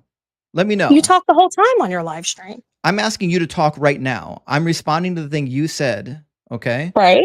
When clay is pressed beneath the seal, what shape is it?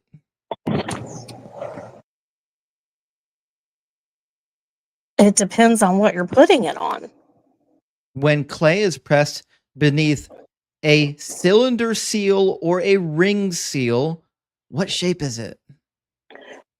It depends on what you're putting it on. If you I'll roll it just give around you a the answer. sphere, It's flat. if you roll The it around the a shape is sphere, flat. You what don't- shape is it going to be? There's no sphere. So when you press your signet into a piece of clay, it becomes flat. When you roll it out with a roller, it becomes flat. It's saying that the earth is flat with topology.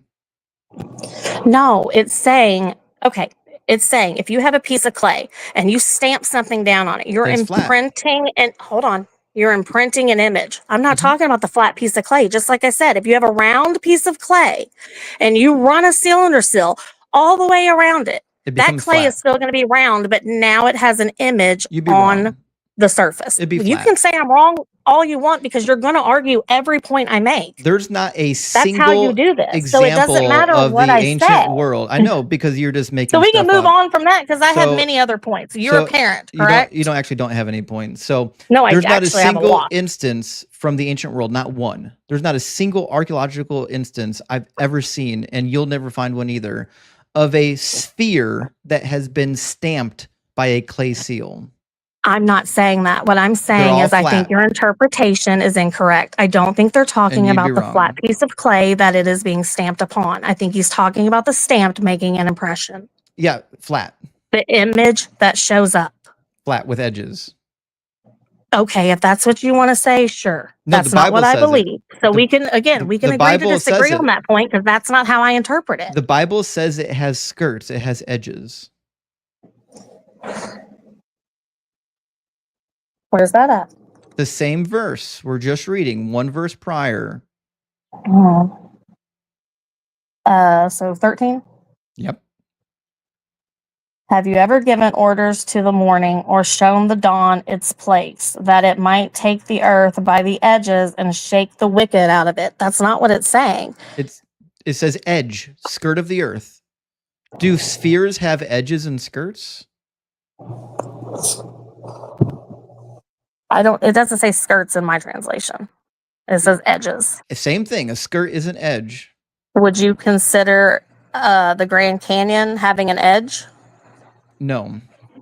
You don't think the Grand Canyon has an edge? So if God is huge it has a ledge. and he goes to grasp up the earth, he can't stick his hand in crevices and say that's an edge? No, a crevice is not an Okay. edge. The edge of the Well, earth is what you would again. expect for a flat disc. Again, I don't think that this is all meant to be literal. I think it's meant. Yeah, words never mean words. I know. You have to. Okay, again, if you're a scholar and you've studied the Bible, do you am. deny that different books are written in different types of literature? Yeah, and I deny that when you don't like something that's in the Bible, that you just call it metaphor, even though you don't know what it's a not metaphor that I don't like it. for. I just don't So agree the with your reality is interpretation you because don't like what it that's not says, the. so you have to go through and say, well, the words don't mean what words mean.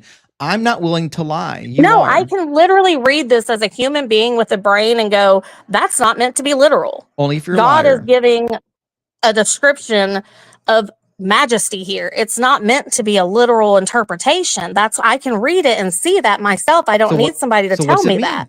What's, And I'm not what's going to the edge of base the my earth? entire belief off one verse in the So Bible. what is the edge of the earth then? I just told you what it could be. It could be the You edge of think a the edge mountain. of the It could earth be is the Grand Canyon. The It edge could of be a mountain. So God took the edge of a mountain. How would you pick up a ball? So what you're How discovering would you here pick up is a ball, a is that basketball? When you pick up a ball, well, you wouldn't grab how it do you by pick the it up? edge. I'm sorry. You wouldn't grab it by the edge. What would you grab? What would you call it if There's they there's no edge on a basketball. reinterpreted that and changed the word that would make you happy? What would you call it on the side? If he said side, would that have made a difference? Yeah, we can use the word side. That's an easy one. So how do you know that's not possibly one of the interpretations? Because there's a Hebrew word for side and it wasn't used here. The word that was used here means edge or skirt, which is why all of our English translations say edge or skirt. And the image being painted by the author is of a garment being shaken out by the edge. It's flat. So you just answered your question. He's comparing it to the garment. So yes, that's the exactly. edge. He's describing the So earth it's not like literal. The earth is clearly not a garment. We'll try this again. No one's saying the earth is a garment. Pay attention. He's describing the earth, saying it is like a garment. It is like clay beneath a seal. If I said that my basketball is, hey, listen. You just proved my point. No, I didn't. Pay attention. This is how simile works. I don't know if you learned about simile when you were a kid, but that's how simile works. If I said that my basketball is like a pancake, what shape is that? If you say that again. If I said my basketball is like a pancake, what shape is my basketball? A circle? Which is what? Is it flat? A circle. Is it flat?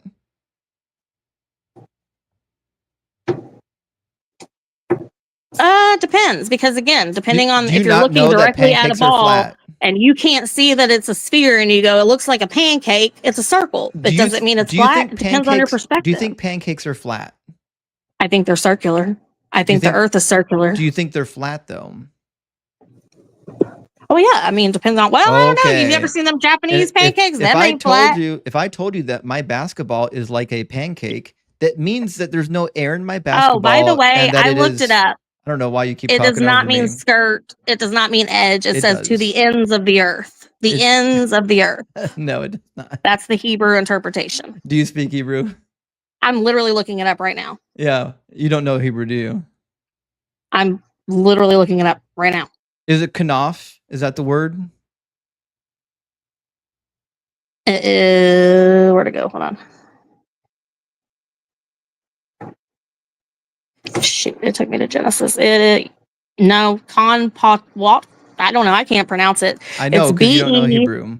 Okay. I mean, you can talk. I did not deny that, did I? I'm pretty sure I said I don't know Hebrew. I mean, just being I'm sitting here telling you though. I'm looking it up, and that's not the word that you're saying unless it's pronounced differently. Okay, just so we're aware, you don't knowing Hebrew shouldn't be explaining Hebrew to a person who learned it. So I've already read these passages in Hebrew, and I agree with the English translations. I think the English translations are good as a person who already knows Hebrew. So you don't know any Hebrew. You have literally no reason to be going into this text and correcting the people with the PhDs who actually do know Hebrew. It's like telling your doctor how to do surgery on you. Do you tell your mechanic how to fix your car?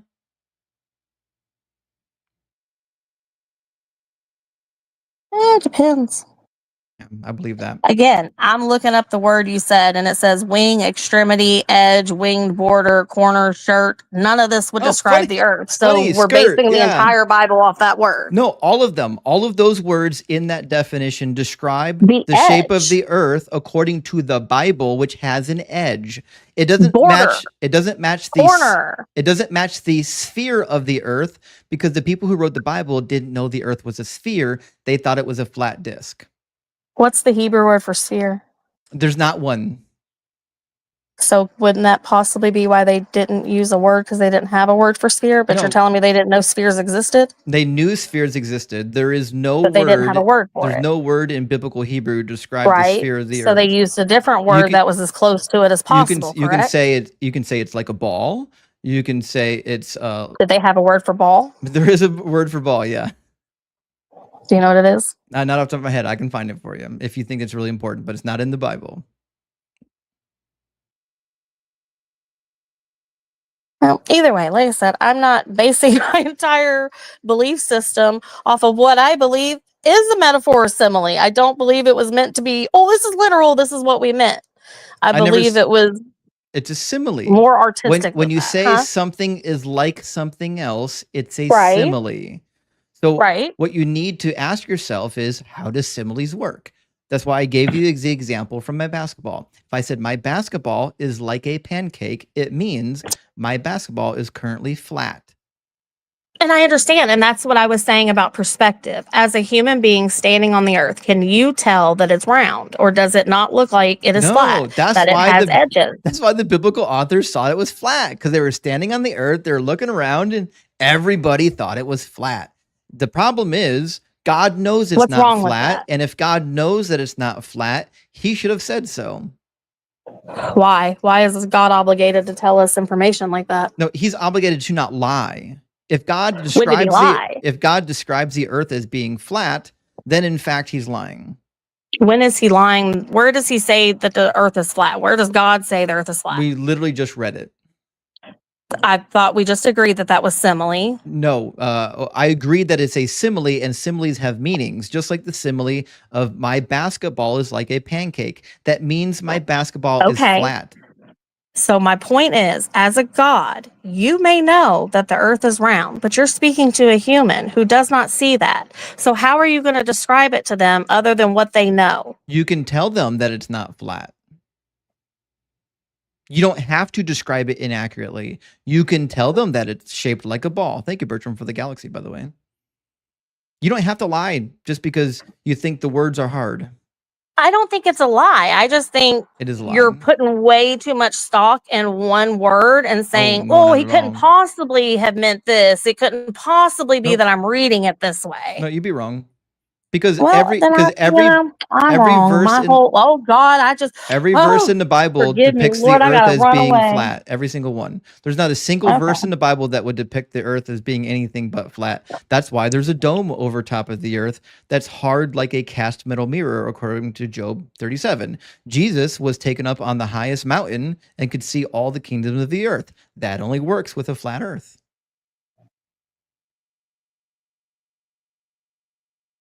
Everybody in the ancient world thought the earth was flat like a disc with a dome over top of it. That didn't change until the early medieval period. Actually, I still am not getting the correlation on how that means God doesn't exist. The Because Greeks actually figured it out, but other than the Greeks, I nobody don't knew see it. how that, again, if the Bible is a story about human and redemption through Jesus, It's not, what though. does science have anything to do with it? Well, how many lies do you think the Bible should have before I don't trust it?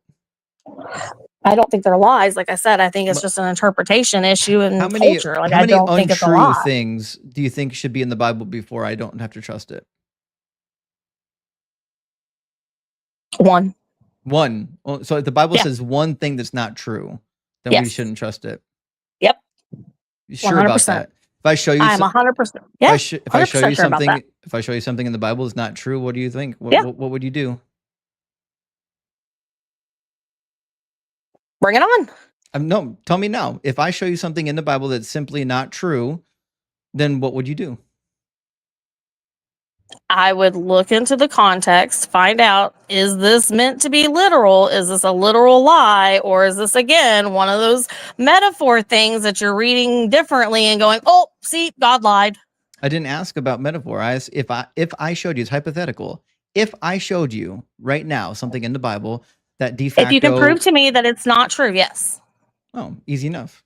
We can start Let's with do it. a statement that's not true. And then if you really want to get silly, we can go to straight up contradictions, or we can go to the historical errors too. Okay. So go, you already know where your New Testament is. We'll go to an easy book. Go to Mark chapter 1. Okay. Read Mark chapter 1, verses 1 through 3. The beginning of the good news about Jesus the Messiah, the Son of God, as it is written in Isaiah the prophet, I will send my messenger ahead of you, who will prepare your way, a voice of one calling in the wilderness. Prepare the way for the Lord. Make straight paths for him. Cool. Do you have a reference Bible?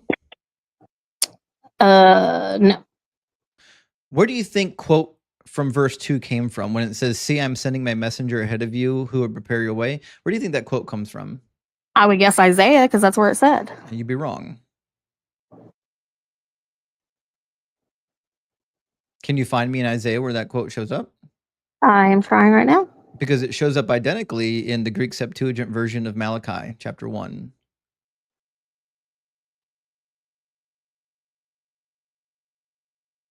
Which is why my cross-reference Bible says it's from Malachi. Because it's from Malachi.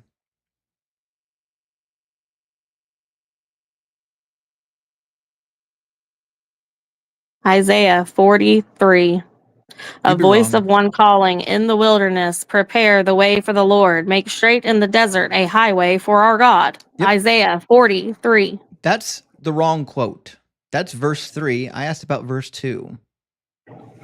No, I'm reading you Isaiah 40, verse 3. Right, which was quoted in Mark verse 3 of chapter 1. I'm asking you about verse 2 of chapter 1. Hold on. Let me go back to Mark 1. Verse 2 is, as it is written in Isaiah the prophet. And then verse 3 is, Nope. I will send my messenger ahead of you. I just read you where it is in Isaiah. Verse 2 says, see, I'm sending my messenger ahead of you who will prepare your way. No. Oh, What? hold on. 2, as it is written in Isaiah the prophet, I will send my messenger ahead of you who will prepare your way. There we go. Okay. The quote, Hold on. see, I'm Let me sending go my back to messenger Isaiah. ahead of you. Where do you think you're going to find that?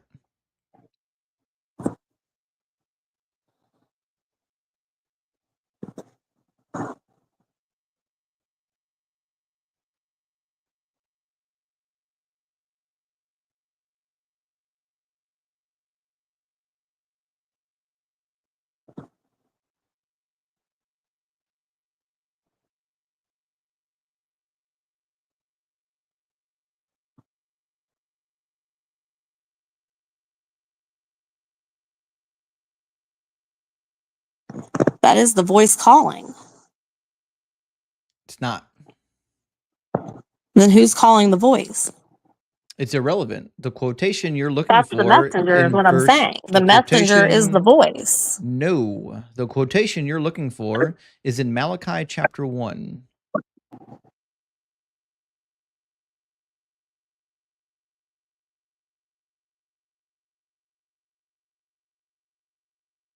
Turn to Malachi 1. Read it. I know. Like 1:1? Yeah. Actually, I'm sorry, 3:1, not 1:1. That's my bad. Malachi 3? Yeah. Malachi.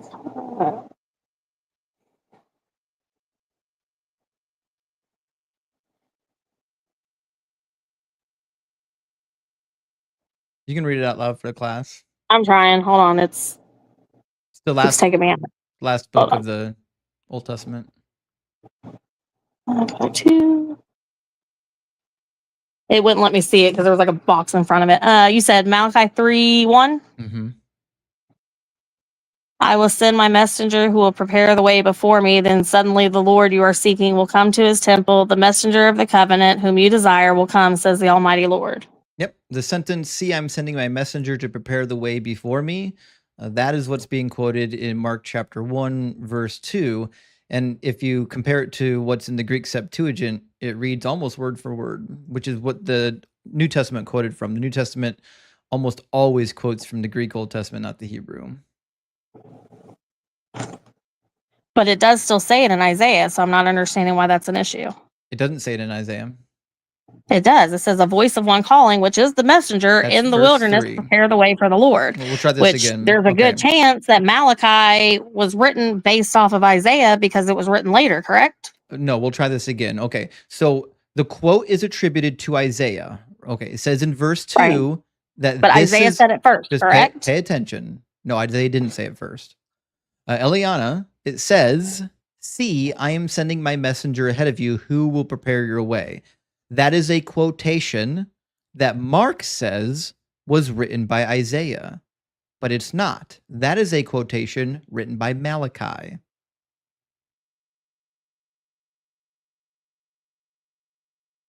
Which means he got the wrong person. But what I'm saying is Isaiah says it also. It doesn't. And Isaiah does predate Malachi. It doesn't say it. I read it to you that No, it does in you 43. It says a voice calling. The voice is the messenger, and it's saying, make Nope. a path for the Lord. You'd be wrong again. We're not asking You can say I'm wrong, but we're I'm not looking directly at it. Oh, you are wrong. We're not A voice asking. of one calling. We're not the asking. messenger We're in not the asking wilderness, who the prepare the messenger way for the is. Lord. The messenger's irrelevant. The question is That's what who's. you're fighting, though. No, it's not. It has Is the nothing. messenger part. Pay attention. It has nothing to do with what we're talking about. Not a single thing. The question we're answering here is who said the words. Okay. Isaiah. I'm reading it to Isaiah you. In the wilderness, prepare the way for the Lord. Elelliana, Make straight. Stop. If you Stop it. find me these words in Isaiah, I'll Venmo you $100 right now. I just told you, look it up. I'm looking No, directly at it. Stop talking and listen. I will Venmo you $100 as we speak if you can find these words in Isaiah. And the words are, "See, I'm sending my messenger ahead of you who will prepare your way." Find those words in Isaiah.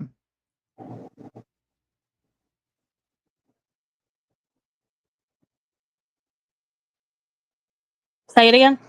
"See, I am sending my messenger ahead of you who will prepare your way." That's the words. Those are the words that need to appear in Isaiah.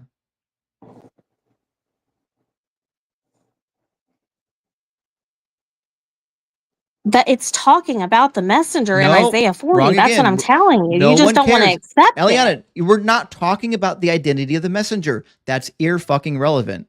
We're talking about who I didn't say anything about the said identity. I said a words. voice calling is Elelliana, referring to a Elelliana, messenger. Elelliana, I don't want to mute you.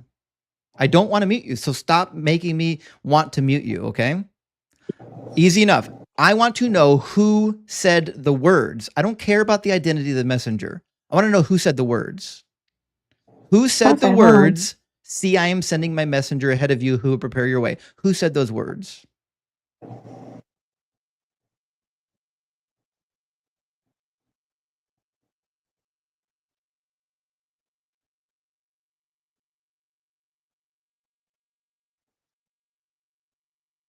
Isaiah 57:14. That's Oh, shit, close, that's not it but it's either. not it. I'm still telling you, in my interpretation, a voice calling is saying a messenger. Is it in quotations? No. That's the wrong verse. We're talking about the verse 2. Mark 1, verse 2. There's a quotation that says, "See, I'm sending my messenger ahead of you who will prepare your way." It's identical to what is said in Malachi 3:1. It doesn't show up in Isaiah. That's what I'm telling you. We're disagreeing on, because I'm seeing where it says a voice called. We're That not to me asking says a about the messenger called. voice. We're not asking about that quotation. I'm not asking about verse 3. I'm asking you about verse 2. Verse 2 is a quotation from something. Where is that quote taken from? It's in both Isaiah and in Malachi. Okay, then give me the verse in Isaiah. Isaiah 40, verse 3. I've already answered It this doesn't for say you. that. You just It don't doesn't want say to that. accept. No. I understand that it doesn't say it Elelliana, verbatim the way Elelliana, you're expecting it doesn't say it at all. Again, just because it doesn't say it the way you're expecting It doesn't say it at This all. is semantics at this point. It's not Like, semantics. It's a it direct does quote say from a voice Malachi. called. A voice is a messenger It's in the a Bible. it's Every a direct time a voice is- quotation, Elelliana. It's a direct quotation from Malachi. You just read Malachi. What's the word for messenger in Old Testament Hebrew? It's malach. Okay. What does malach usually represent? What do Malach they is a hear? messenger. What do they hear when they say, "I heard the what of God"? A malach is any messenger. In fact, that's why most scholars believe that Malachi isn't even the name of the author of that particular prophecy. It's a pseudonym, meaning my messenger. In Hebrew, it means my messenger. What do they usually say when they say, "I heard the what of God"? Listen, no one cares. The question is who made the quotation, and the quotation does not show up in Isaiah. It shows up in Malachi.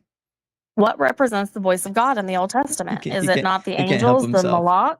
No, God speaks directly, and he speaks through the angel of the Lord. None of that's relevant. But they're all considered messengers, correct? Elelliana, I don't know if you're paying attention here. You're not. You're not getting what I'm putting down here, man. We're not talking. The messenger. Elelliana, we're not talking. You're looking for a direct quote, and it's not there. Okay, I'm gonna mute you, Elelliana.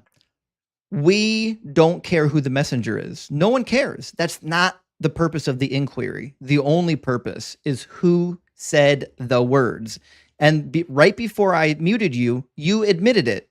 The quotation, "See, I'm sending my messenger ahead of you who prepare your way," it doesn't show up in Isaiah, does it? I need a yes or no for this before we can move on. Yes or no? Does that quotation show up in Isaiah? Directly? In Yeah. quotations? No. Yeah. Okay. Does it show Not up? in quotations. Does it show up somewhere else? Yes. Where did Malachi get it? Okay, there we go. So Malachi has the quotation. Isaiah doesn't. Where did he get it? Why it's from is it God. in quotations in Malachi? He got it from God. Mark screwed up. No, he is quoting Isaiah. He's not quoting Isaiah because Isaiah doesn't say it. He did, though. You just don't like the way it was said. He did not. That's what we're arguing about for no reason. Malachi, He said, a voice Malachi calling, did not quote Isaiah because Isaiah didn't say it. The voice is referring to the messenger. So Malachi Isaiah did, say did it. You just not don't like quote. how it was said. We'll try this again. So verse 3, okay, is almost word for word copied from Isaiah. Verse 2 is almost word for word copied from Malachi. The problem you have here is you have a composite quote. The author of Mark thinks it came from the same person. It doesn't. The first part of the quote comes from Malachi. The second part of the quote comes from Isaiah. What about it makes it incorrect? Because it didn't come from Isaiah. But part of it did. It did not. We already admitted that. We've already read that. You can't deny that. Verse Isaiah 3 does. Verse 3 comes from Isaiah. Okay. Verse 2 So comes how from is it Malachi. incorrect? Because Malachi again, said it, not Isaiah. But we're debating on that first part where it says a voice called. That to me is the messenger. No, we're you not. You just don't like that it's Elelliana, not the same that's word. not the debate. We are not debating who the voice is. That has nothing to do with what's happening right now. Only thing we're answering right now is who... Are you not understanding what I'm saying? Like, I don't know how to break this down in English any better, sir. Elelliana, you're not understanding what I am saying. The messenger. It was written a different way. Okay, we'll try this again.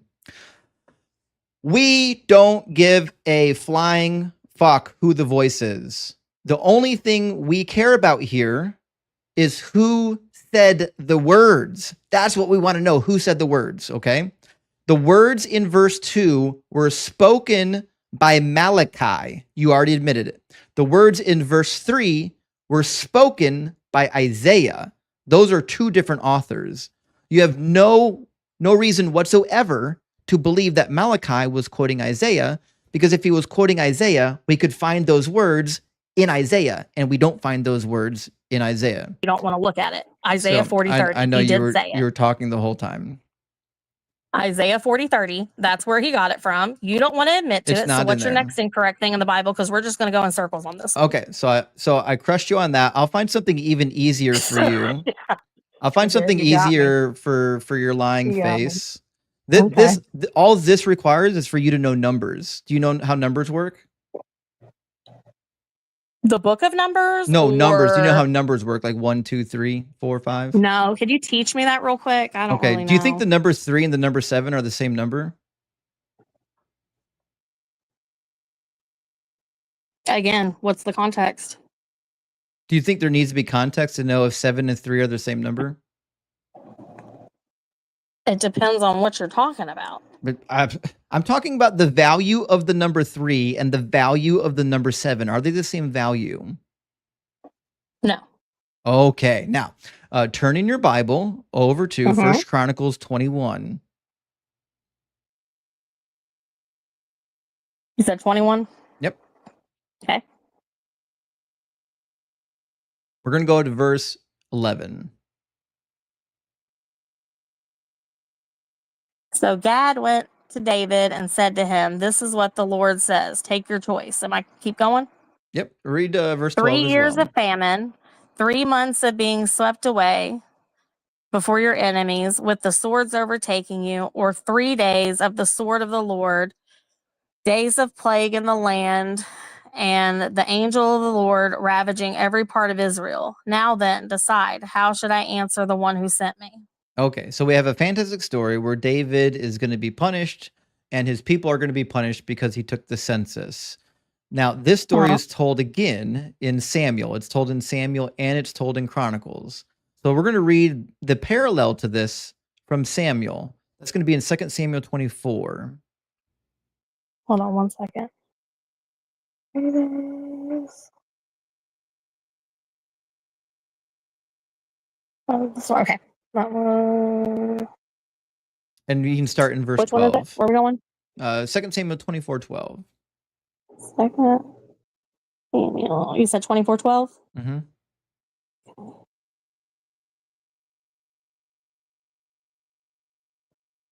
Okay. Go ahead and read 12 and 13. Go and tell David, this is what the Lord says. I am giving you 3 options. Choose one of them for me to carry out against you. So Gad went to David and said to him, shall there come on you 3 years of famine? Should say 7. Your Bible corrected it, didn't it? What Bible translation are you using? It's the NIV. Why? Why would you use that? Why would I not? Which one would you like me to use? Is there a footnote where it says 7 that tells you that the Hebrew text actually says 3?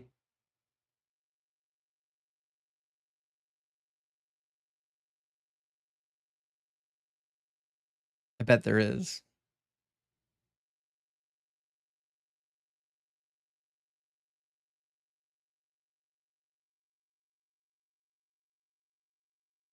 The Hebrew text says 7, not 3.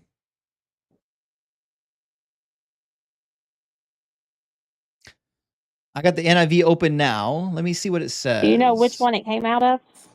Yeah, so in the NIV, if you In go the to Septuagint? Oh no, the Septuagint, if you, depending on which recension you're in, there is a version of the Septuagint that says 3, not 7. What were we just in? 1 Samuel or 2 Samuel what? 2 Samuel 24. And the NIV says 3 years of famine. The Hebrew text doesn't. The Hebrew text doesn't say that. Which is why there's a footnote. Actually, there's not even a footnote on the online version. Typically, there is a footnote for it. Let me turn the footnotes on here. Let me see if I can turn footnotes on. There we go.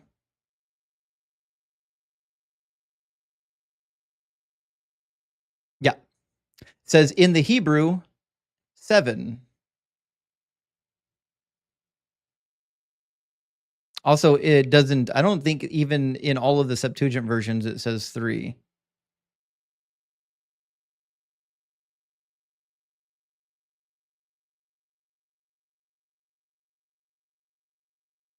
So the Septuagint, when they translated it into Greek, they fixed it. They went through and said, nope, that should be 3. We don't like that. But you deny that there weren't mistranslations that they had to fix throughout the history where it was like a clerical error? How do you know they fixed it? Because you have multiple different texts. So you compare all the texts, and whichever one has the most right ones in it, that's the one you usually go with, because clearly this one was written wrong. So follow along. Okay, pay attention. It was written in Hebrew originally. The authors of at least one of the recensions of the Septuagint came along and said, no, we don't like that. It contradicts the other passage. We're going to change it to 3. How do you know that? Because the Hebrew text doesn't say 3, it says 7. The Greek is a translation of the Hebrew. But the Hebrew text could not have been incorrect, that the one that they were translating it to, and then they realized, wait, this doesn't match all the other texts we have. That's the point. The Hebrew text, the original text of the Bible, had a contradiction in it. That's the point. What I'm saying is we have many texts of many different books of the Bible, correct? We Probably do. the most text in the world of anything ever written. Can you find me a Hebrew text without this contradiction?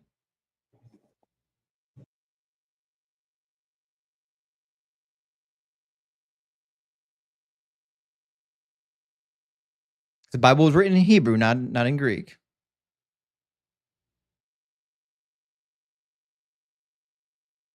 The answer is no, there's not one. Just so you're aware. But Chronicles was written in Greek, correct? No, they're both written in Hebrew. And what does writing it in Greek have to do with anything? The Greek is a translation of the Hebrew. When they translated it into Greek, they said, we don't like this contradiction. We're going to change it. That's why I read from the Hebrew Old Testament, because that's what it was originally written in. The same reason, like when we read from the English translation, you want to go back to the original language. You want to go back to what it was written in. That's what I'm doing. I'm saying the Old Testament was written in Hebrew. That's the language I'm appealing to. I'm not appealing to someone who came along later and tried to fix a contradiction. I'm not saying anybody was trying to fix a contradiction. I'm saying it was a fix of a scribal error. It could have been that. Or there's another interpretation where there was already famine going on that had already lasted for 4 years. And so they're adding 3 more. Oh, no, that's certainly not true. Because if you just read 2 Samuel chapter 21, the famine ended. So after they put to death 7 of Saul's sons to avenge the Gibeonites, God ends the famine. It's like it down in like verse 14 or something. I forget where it's at. So no, it's not the extension of a famine. It's just a contradiction.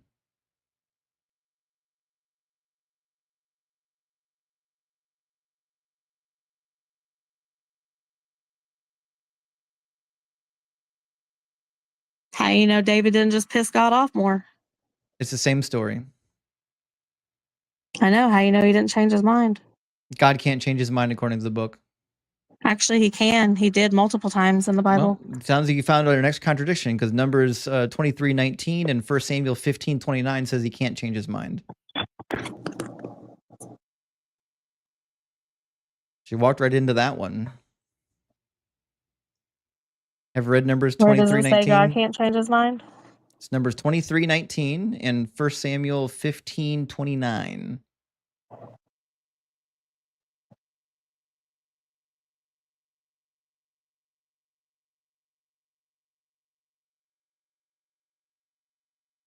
I'm sorry, which one? Numbers 23:19 Oh, crap. I was in 24. That's why. says, God is not a human being that he should lie, or mortal that he should change his mind. He has promised and he will do it. And will he not fulfill it? And then we get the same thing in 1 Samuel 15. Moreover, the glory of Israel will not deceive or change his mind, for he is not a mortal that he should change his mind.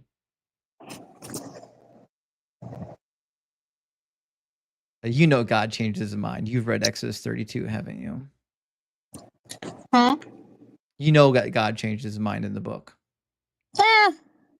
Again, it's debatable on what you say is a change of mind. It's not. It directly says it in Exodus 32. It says God changed his mind about the destruction he was going to bring upon Israel. I'm sorry. I'm still trying to find the one in Numbers. Yep, Numbers 23 what? 23:19. 3:19.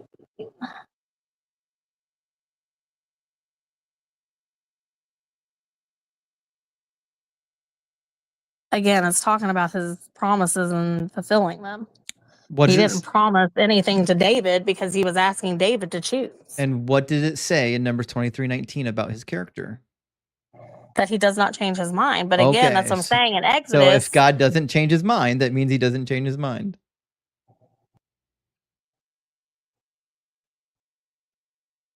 Right. I'm not denying that. Also, you don't have to send me $100. Kyle Boyd just sent me $100, says I won already. Thanks, Kyle. I appreciate that. Trust me, we know Christians aren't going to admit to the truth. Big W, Kyle. Okay, and 1 Samuel 15:29 says the same thing. It says, he will not deceive or change his mind, for he is not a mortal that he should change his mind. Once God promises something, he has not changed his mind. The thing he changed his mind about in Exodus was basically, I'm going to kill all these people. And Moses was like, well, don't. And then I was like, all right, I won't. Yeah, he changed his mind. He said, move aside, I will wipe them out. And then it literally says that God changed his mind. You don't believe that was a test? No, that God never intended to actually do it? The text says he changed his mind. Do you want to read it? I think it's verse 14. But do you believe that God had actually made up his mind in that moment, or was that a test for Moses to see if Moses would stand up for his people? I think neither, and I'll tell you why. Because in your worldview, you think God is all-knowing, right? Yeah. Okay. Now, if God is all-knowing, that means he literally can't change his mind. And if that's the case, that means he lied. Now, what we find in Exodus 32:14 is a statement that says, and the Lord changed his mind about the disaster that he planned to bring on his people. If he was just testing them, then he wouldn't have changed his mind.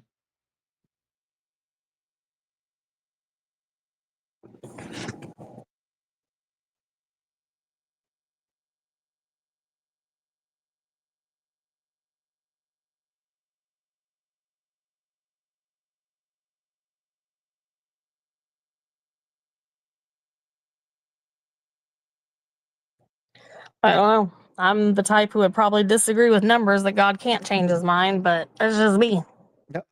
Trust me, I agree. I think the statement saying that God can't change his mind or doesn't change his mind, I think they're false, because the God of the Bible does change his mind, which means yet again we found a contradiction within the Bible. There's a bunch of them. Want to read my favorite? Sure. Let's go to Hebrews 9:22. Now, Hebrews 9:22 makes a really interesting statement about the Old Testament law. It says that indeed under the law, almost everything is purified with blood, and without the shedding of blood, there is no forgiveness of sins. Do you agree with that statement? Sorry, say that one more time. Right. The author of Hebrews says that without the shedding of blood, there is no forgiveness of sins. That's what you're asking if I believe is true? Yeah. According to God, yes. Okay. So what I shouldn't be able to do is go in the Old Testament and find forgiveness without blood. You said what you should not be able to do? Right. Yes. Okay. Have you read Leviticus? No. Go to Leviticus chapter 5, and we're going to go to verse 11-ish. Yeah, it's 11. You said 5:11? Yeah. Okay. All right. There's a sin offering described here that says, if you cannot afford 2 turtle doves or 2 pigeons, you shall bring as your offering for the sin that you have committed 1/10 of an ephah of choice flour for a purification offering, so on and so forth. And then you make the purification offering. So all you need is 1/10 of an ephah of choice flour in some situations. And where did it say you have to have the blood? Hebrews 9:22 says there's no forgiveness without the shedding of blood. I mean, in all technicality, though, in Leviticus, other people were shedding blood, so there was blood being shed. Does flour But bleed? I guess here's the problem that I would disagree with you on that aspect of it, is because Jesus is determined to be God. If he sheds his blood, it's shed for eternity because God is outside of time. We're making a So statement about even in the the law. past, even in the Old Testament, you will see that there is forgiveness prior to Moses without blood. Right. Another contradiction. Right. So, but the problem is in Hebrews 9, he's talking about the law, right? Like 3/4 of the book of Hebrew is dealing with why in the world did the law of Moses have to happen? Why do we have this sacrificial system, right? And he's saying that in the old sacrificial system, there was no forgiveness without the shedding of blood. That's the context. But if you actually read the sacrificial system, you know there's lots of times where there's forgiveness without the shedding of blood.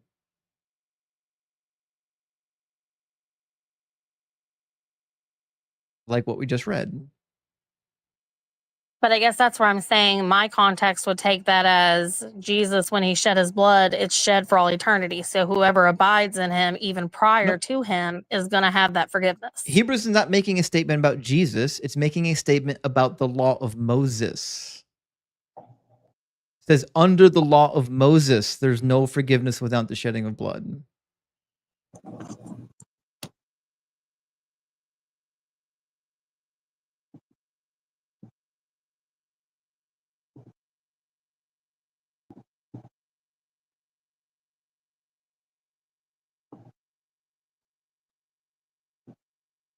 All right, I'm going to show you one more passage, and then I'm going to move on to the next guest. We have people waiting for a while.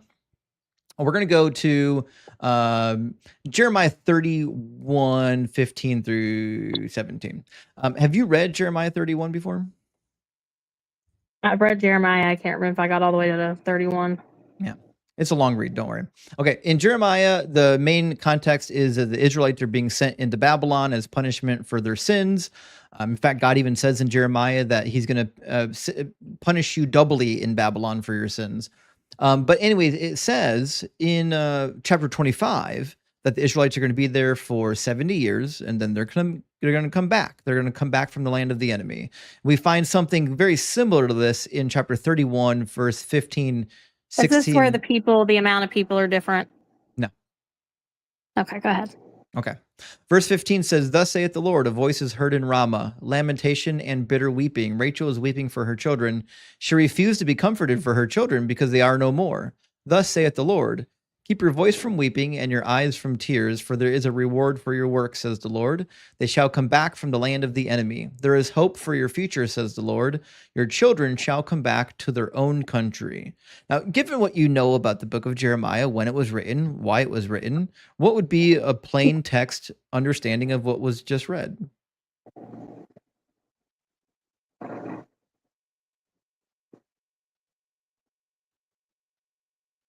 That the Israelites are going to go back to Jerusalem?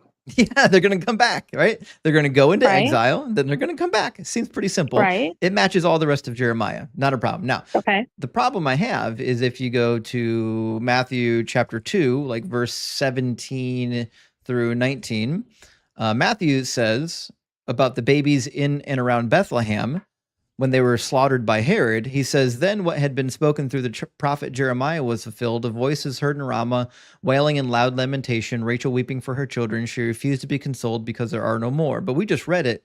That doesn't match the context, nor does it have anything to do with what Jeremiah was talking about, which means Matthew's making stuff up. Not necessarily, because I do believe there are many prophecies in the Bible that aren't only fulfilled one time. Well, how many fulfillments did they get? 3, 4, 5, 6? But that's up to God. I'm not God. So you don't know. So how do you know that Joseph Smith wasn't the third fulfillment? Because it never says anything about Joseph Smith coming in the Bible. It certainly does. Genesis 49, but it certainly doesn't say anything about Jesus either. So all of the prophecies about Jesus are applied identically the same way the prophecies about Joseph Smith are applied. They're the same. All of them are completely divorced from the actual context of the prophet. There's not a single prophecy in the Old Testament where the original context of the prophecy was fulfilled in Jesus. Not one.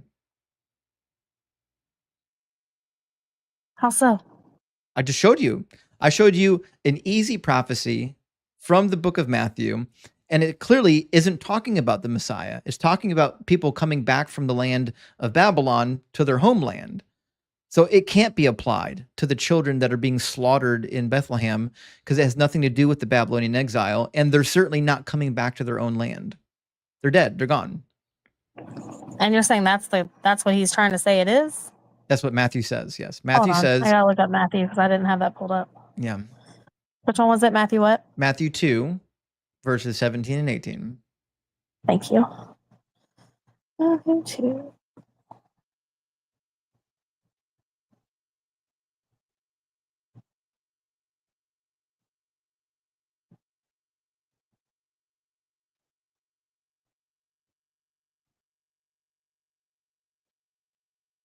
Also, while you're finding it, you know how we're not talking over each other right now? Mm-hmm. It's because I don't talk over you unless you talk over me. That's my rule. So if you ever come back, just know I won't talk over you. But if you talk over me, I'll definitely talk over you. I really was not trying to. I just feel like what I was trying to answer wasn't good enough for you. And it's like, I don't know how else to word it. I'm trying to say it the best I can. Because it had nothing to do with what I was talking about. I felt like it did, but either way. But this is just talking about the voice heard in Ramah, the weeping and the great mourning, and Rachel weeping for her children. It's not continuing on to the next part of it. I know, yeah. Prophecies so I don't have understand context. why that can't be considered a separate thing of just saying, hey, this matches the same deal. It's not a separate prophecy. Context matters. You can't just say the entire chapter is about the Babylonian exile, but this one sentence, this one phrase, I'm just going to pull it out and say, no, that's something different.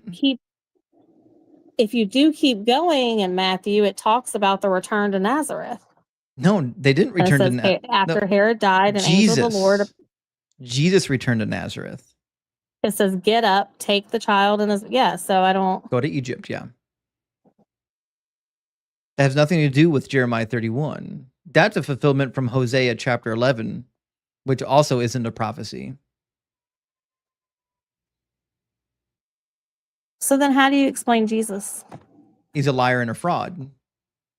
Why would he lie? That fulfilled 0 messianic prophecies. He lied because he's a fraud. Now, I actually don't think he thought he was a fraud. I think he was convinced that he was the Messiah and he was just wrong.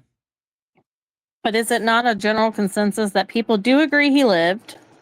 Yeah, I agree. They do agree he died. Just like And Muhammad, they do yeah. agree that a lot of people believe they saw him resurrected. No, we don't agree on that. I think there Why was not? probably only one disciple that saw him resurrected, and I don't even think they saw him. I think based on the historical context that we have, one disciple saw an imposter pretending to be Jesus and told all the other disciples, and in their state of grief, they were willing to believe it.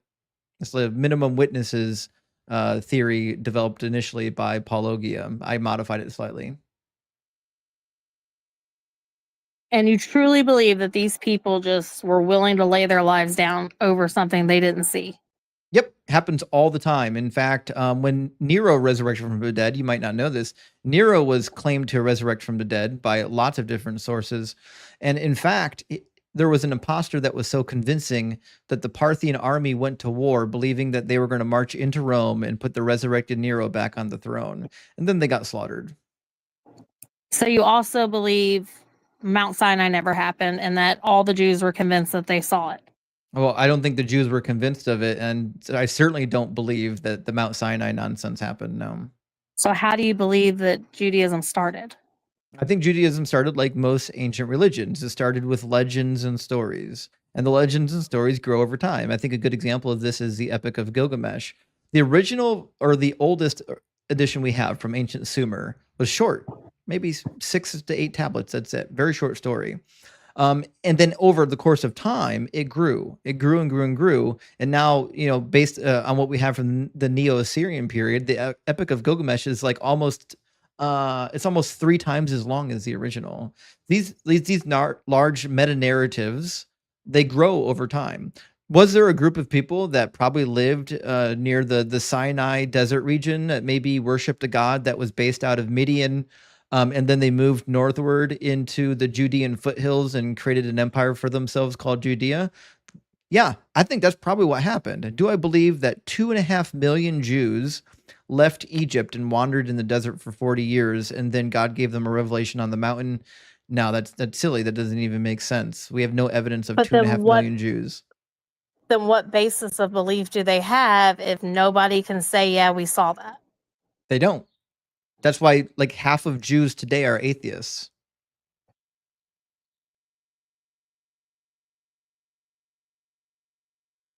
I'm saying, how would it have started?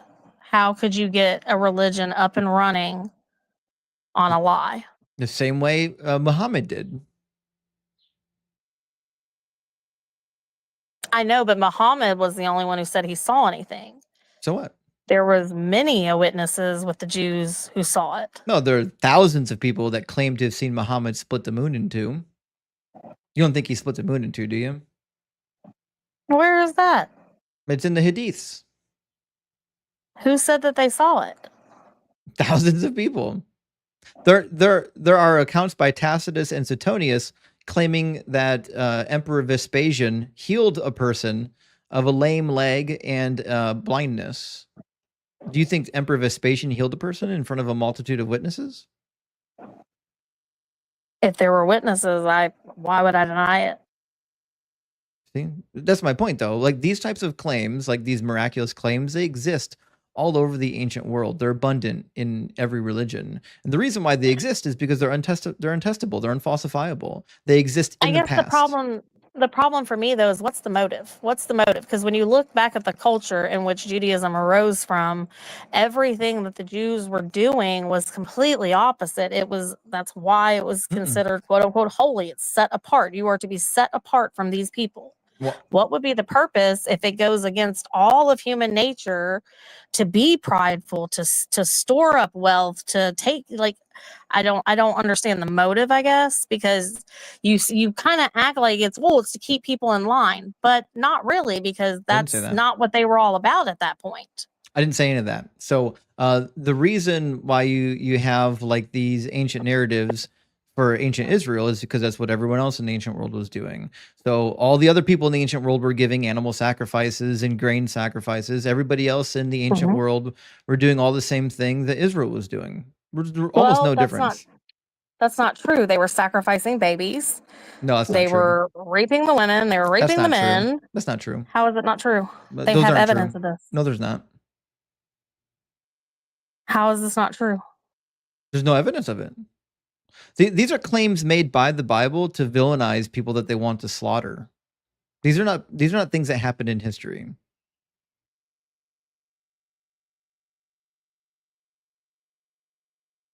Well, I guess you've never seen that movie Apocalypse. I don't watch movies. Well, human sacrifices definitely existed. That's not a debatable topic. I'm not saying that nobody in the world ever did a human sacrifice. We know the Aztecs were doing it. We're talking about the infant sacrifices to Molech that are in the Bible. Those things have no historical backing. I'm pretty sure they found the altars of it, no? They did not.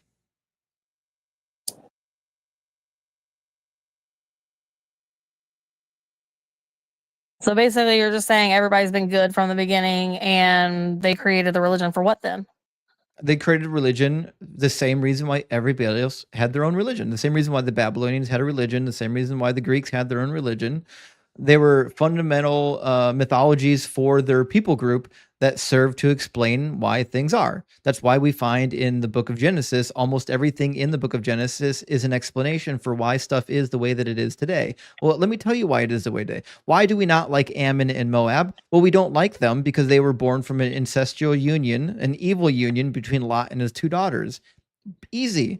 I mean, the everything in Genesis 3 is an explanation. Why do snakes crawl in our bellies? Why is there birth child pains? Why do we have to farm to get food for ourselves when the earth was made for us? Genesis is a book of mythological origin stories for the people.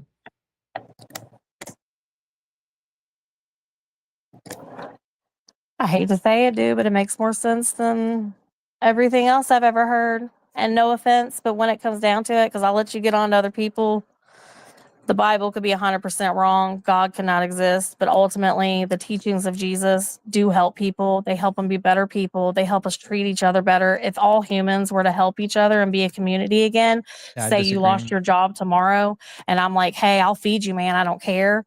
And say something bad happens to me and you show up for me, you're telling me community wouldn't be a whole lot better. And that's all in the Bible. I So disagree. I don't understand why we want to hate something that really could help everyone. Because the Bible says you can own slaves and you have to stone gay people too. That's all in the Old Testament, for one. God approved of it. Jesus said to follow the law. But it is wicked. And I'm sorry, whoever out there is gay. I don't mean any offense, but it is. Okay, that's the problem. That's why the religion is vile. Do you think that women should be stoned if they don't bleed on their wedding night? I'm sorry, say that again? Do you think the women should be stoned if they don't bleed on their wedding night? Because Deuteronomy 22 thinks so. If they don't bleed on their wedding night? Yeah. Why would you want your wife to bleed on her wedding night? It's a sign that she's a virgin. But how could that possibly time up to her wedding night? Because that's the first time you do the thing. Ancient Hebrews had sex at the wedding. I get what you mean. I thought you were talking about a menstrual cycle. I'm sorry. I'm so confused. No. My bad. I get what you mean now. Yep. I thought you were talking about her cycle, and I was like, well, what does that have to do with it? I mean, if it's a lie, it's a lie. Do you think it's justified to be stoned if you don't bleed? Why would you lie about it? I'm not asking whether or not she lied. I said, do you think it's justified to stone a girl if she doesn't bleed?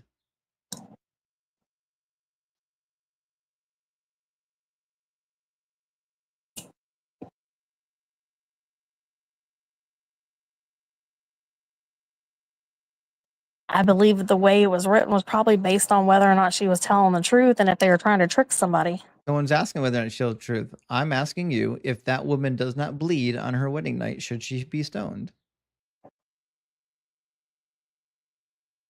If she lied, possibly. If not, probably not. Are you aware that only about 43% of women bleed their first time?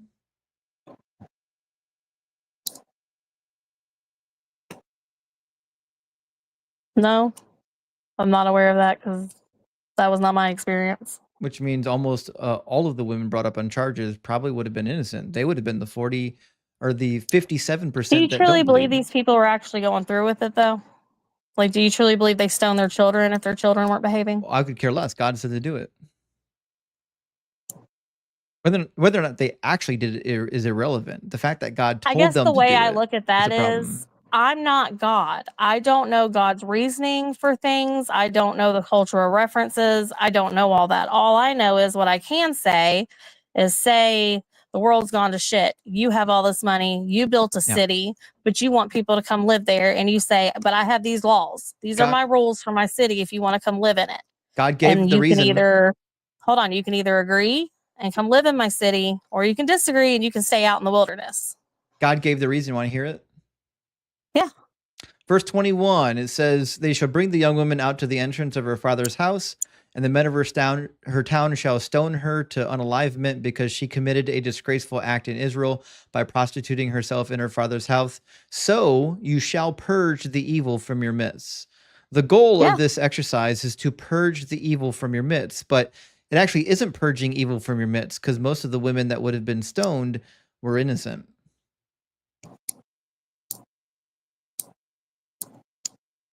Not necessarily. Yeah. But again, you're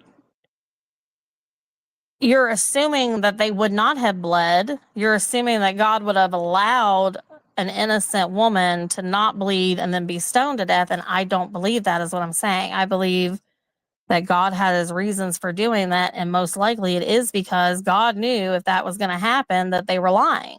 Well, it doesn't matter because that trend of women not bleeding their first time continued for thousands of years. In fact, we have got documentation of it by the ancient Jewish rabbis and by the early Greeks and the early Romans. They came to the same conclusion as well, that not all women bleed their first time because not all women have the same biological anatomy. Not all women are the same. And remember, they came to this conclusion before Jesus came. They already knew it.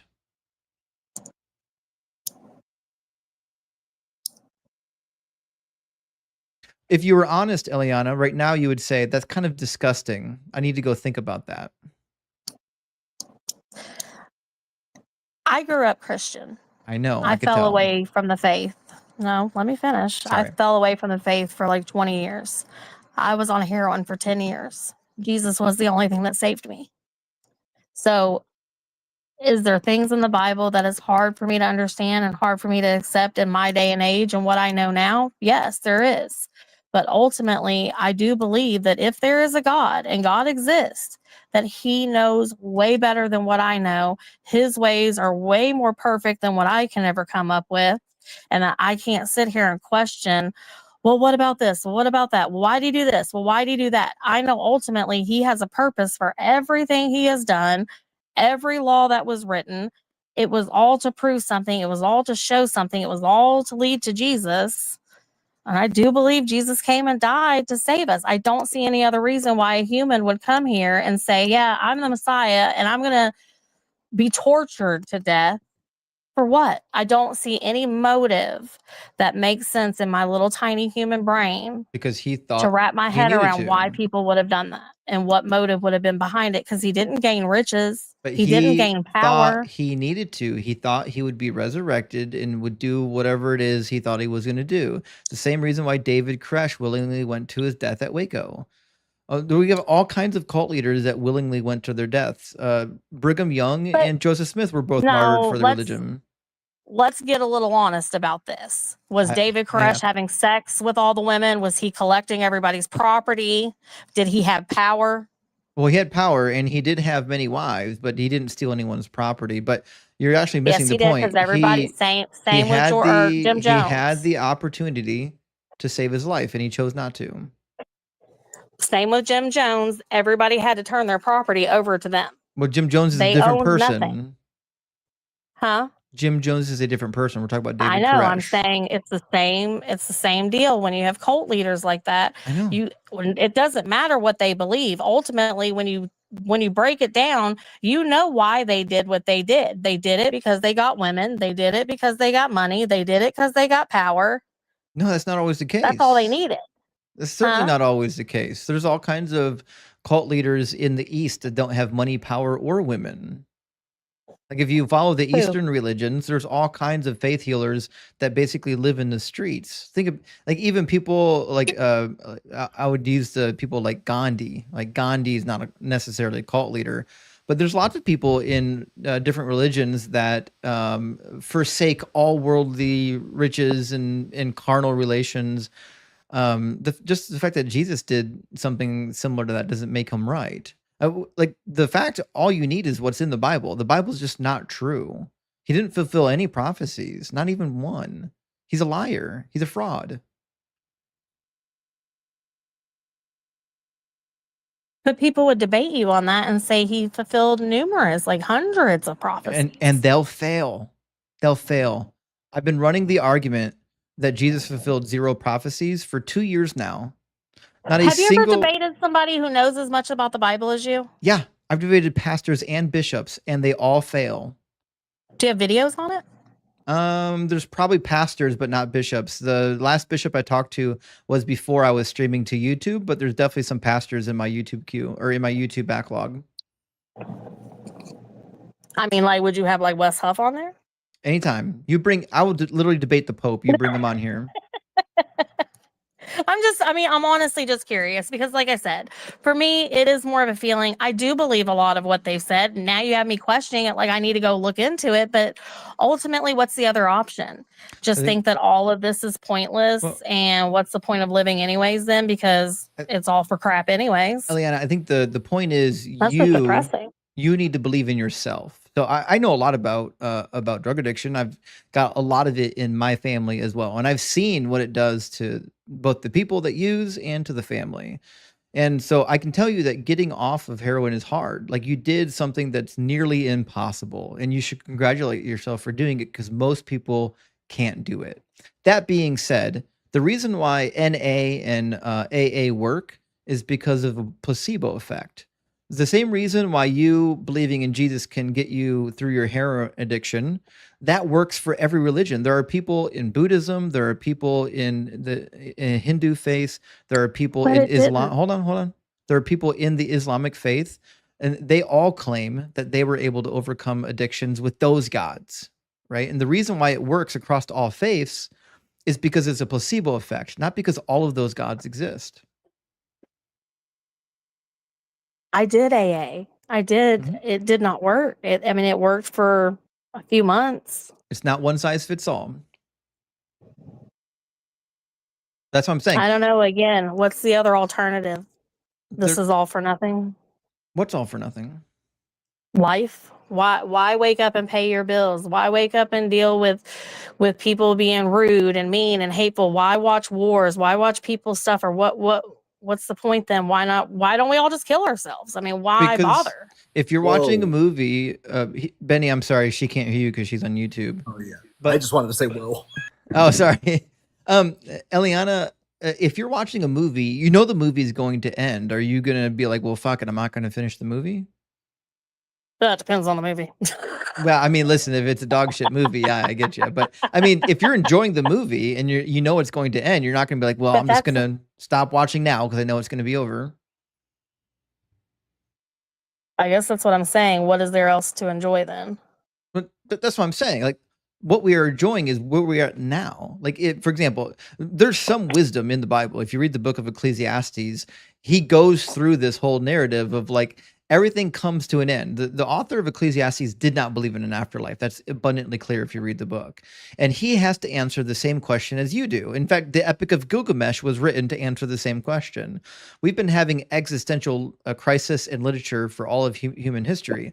And both in Gilgamesh and in the book of Ecclesiastes, the author comes to a very poignant conclusion. Yes, it's all going to come to an end, but we can enjoy what we have now. We can make our life great. We can make others' lives great, even though it's going to end. It's okay. I guess the only other point I would make is I do look at God as a parent, and you have a son, correct? Mm-hmm. Okay, so when your son wants all kinds of things that you know are bad for him, are you going to give it to him? Not if it's bad for him. Okay, if he does do something bad, are you going to let it go, or is there going to be a punishment possibly? No, he'll Some get sort of consequence for this is what you did, you knew you shouldn't have. he'll get corrected because his brain's not developed yet. Same with us, man. That's what I'm saying. If God created all of us, he's above all of us. He knows better. But that I don't think that has anything to do with We're what just we're a bunch saying. of children. Huh? I don't think that has anything to do with what I'm saying. Like, whether or not you think God is a good father is irrelevant to whether or not God actually exists. Like, even if you I'm believe saying in, when you look at things in the Bible and it looks like, oh my God, I can't see why he would do that. To me, that's where I come back to I'm not God. I don't have his ultimate understanding of how life is going to play out. And even if it looks horrendous to me, there's a good reason. Like, I think I heard you talking about natural disasters. Mhm. It's nature, like Well- hurricanes do rearrange things that end up causing growth later. Volcanoes create growth. do they destroy human life? Why would you live near it?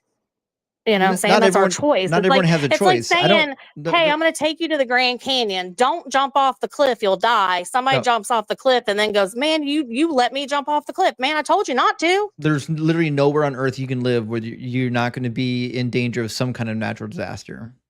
I live in But that's the just life, most boring though. place in the USA. There's no volcanoes here. There's no flash floods. We don't get hurricanes here, but we get tornadoes Are here. you in Ohio too? I mean, listen, it's the heart of it all, okay? I'm just saying, it just, to me, that's life though too. It just, that is what is to be expected with flesh. But pay attention. Like, the fact that natural disasters exist when they don't have to exist is the problem. I guess I'm saying I think they do have to exist Why? because, again, we have weather patterns that Yeah. will cause a hurricane because the earth spins. The earth has to spin or we're going to die. We have to have rain or we're going to die. But that's because it was created volcanoes- that way in your worldview. Could God create it a different way? Say that again. Could God have created it a different way? I don't know. I really don't. Again, I'm not God. I don't know. Well, that's the thing. The way I look at the earth don't get carried away. We're almost to a point here, okay? If God couldn't have done it any other way, then he's just not all powerful. You have to abandon the idea of an all powerful God at that point. But I disagree on that point because it says in the Bible that he did create the world perfectly. And like I said, I don't believe any of the natural disasters existed at that point. I believe when man fell, the earth was cursed and that we are living in that curse still. And the curse was a result of who gave the curse? God. Okay. Did God have, as a parent, did that God was the punishment. Hold on. Did God have to curse the planet so it would have natural disasters, or did he choose to do it? I think it's a result of our actions. Again, like Try again. I said, I didn't think hold on. when he first Hold on. You're getting carried away. You didn't answer the question yet. I said, did God have to set those specific consequences, or could he have used any other consequences? It's just a yes or no. Did he have to use those specific consequences? Again, I don't think that those were specific consequences. I think they were consequences of everything else that happened. Like I said, I didn't believe rain happened until the flood came. Does God have control over the consequences? Curse.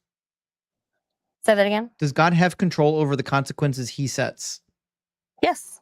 Okay. If God has control over the consequences that he sets, that means he doesn't have to set those consequences. He could set other consequences. Right. I agree. Okay. I 100% agree with what you're saying. So what that means I'm is just that saying, but we're making that determination as humans who live maybe 100 years if we're lucky. It's just a logical deduction, okay? So if God didn't have to set consequences that included the natural disasters, that means the natural disasters are unnecessary. It's just a decision that he made. You follow? I get what you're saying, but I think, like I said, in my mind, I just think it's just the way. I think we're trying to take away what humans possibly have contributed to it and saying it was all God. And I don't believe that. Like erosion would not be as severe today if we weren't pulling trees up and building houses. That's not what I'm talking about. I didn't say anything about that. I'm saying I believe a lot of the natural disasters are also a consequence of our actions no and the one's way we asking are that. with our earth. No one's asking if we're making them worse. That's not a question that we're asking right now. We don't need an answer for that. The only question we're asking right now is who caused the natural disasters. And as far as I can tell, it's a consequence that God set. Like if my son went to school and punched another little boy in the nose, I could bring him home. I could discipline him in any way I want to. I could choose to ground him to his room. I could put him in the corner. I could have him go over to the boy's house and apologize to the boy and the family, or I could just punch him in the nose myself. Right? Right. Okay. So if I choose to punch my son in the nose because he punched another kid in the nose, that's not a good consequence, is it? Not the first time, probably not. But after a few times, I would not blame you for doing that because he didn't learn his lesson the first 5 times. He's 6. Do you think 6-year-olds should be punched in the nose? If he continues to punch kids in the nose, I mean, do what you got to do to get him to stop. Do you think 6-year-olds should be punched in the nose by grown adults? Keep in mind, there's Maybe only not one right punch. answer.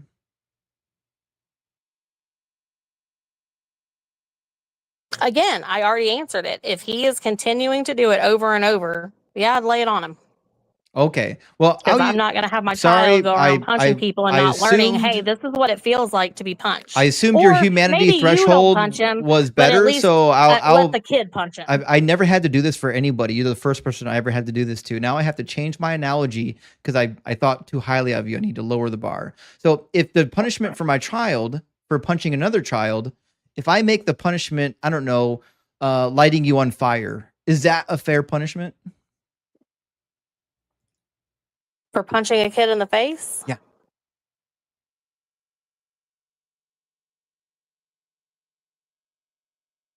I mean, I would not like to be set on fire, obviously, but he punched a kid. child. But he punched a kid. I have to light him on fire. Why can't I do it? Is she for real right now? Do you see the problem? Like you're saying, mankind sinned. God had to create natural disasters, but he doesn't. God doesn't have to do it. It's just a decision that he made. If But God, how do you know he doesn't have to? You don't know because his he reasoning is, I guess, what I'm all saying. powerful. All powerful beings don't have to do anything. That's baked into the definition of all powerful. All right. I guess what I'm saying is if you told your child, if you punch another kid in the face, I'm going to set you on fire, and then he punches a kid in the face and you set him on fire, are you being just? No, If that's what you, if that's what you prior, if that's what you told him, his consequence would be. I think at this point this is the end of the road for us. I mean, I can't talk to why can't somebody you answer that? that's advocating for lighting children on fire. I'm not. I'm but saying if you told him ahead of time. I guess I'm not surprised since it's baked into your religion. Lighting people on fire is literally baked into your religion. But I can't tolerate this anymore. That's something that we don't do around here. We don't advocate for child abuse. So we'll leave that up to the Catholic priests. Welcome in, Benny. Oh my goodness.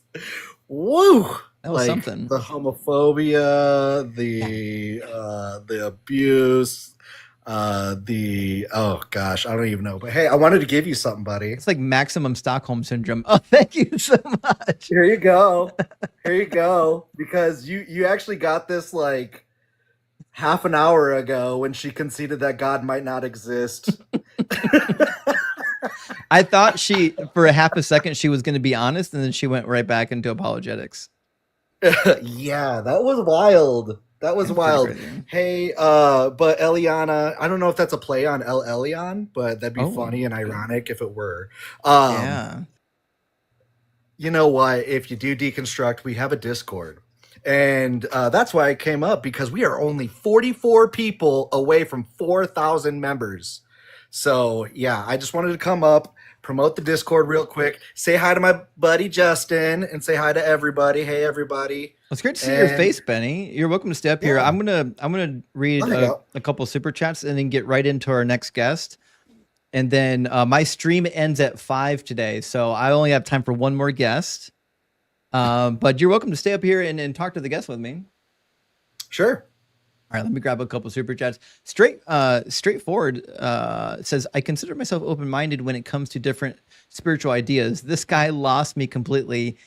2 out there. Best wishes from Norway. Hey, thank you so much for best wishes from Norway. And you're right. The guy that was talking about astrology, that guy was crazy, out of his mind. He's getting clipped. He has no idea, but he's getting clipped.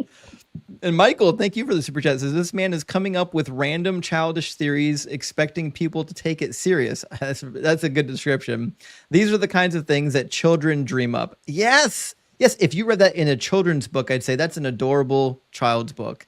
But when you turn it into a religion, things get out of hand. Oblongata, thank you for the 5 gifted subs on TikTok. Big W, friend. And Tower of Philosoph Babble says, I have had farts more coherent than Dirk.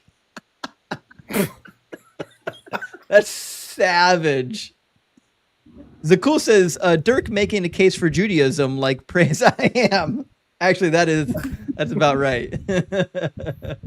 And Ehud, thank you for gifting out 5 DZ debate memberships. I really appreciate that, friend.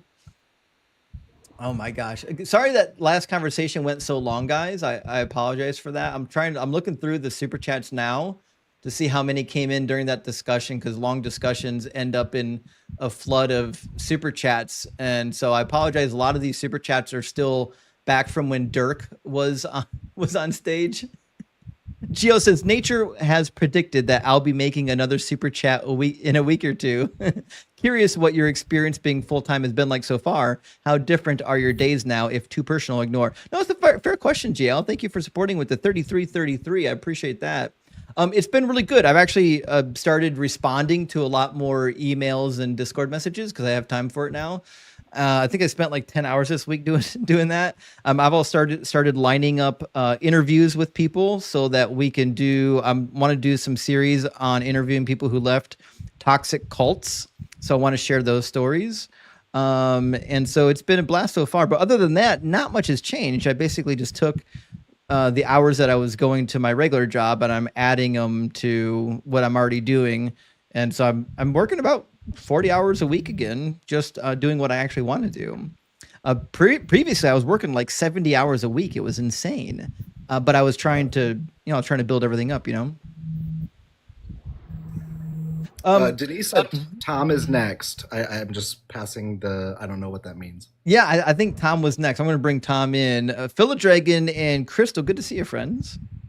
Hey, can I just say something real quick? Yeah. Benny, we took a vote on the Discord, and if she comes into the Discord, you're fired. Okay. I just wanted to. All right, I'll take that. She is not invited. We do not invite Elelliana, people who want to burn babies. I'm sorry, that's a Discord rule number 1. Baby The burners tribe is not spoken. allowed.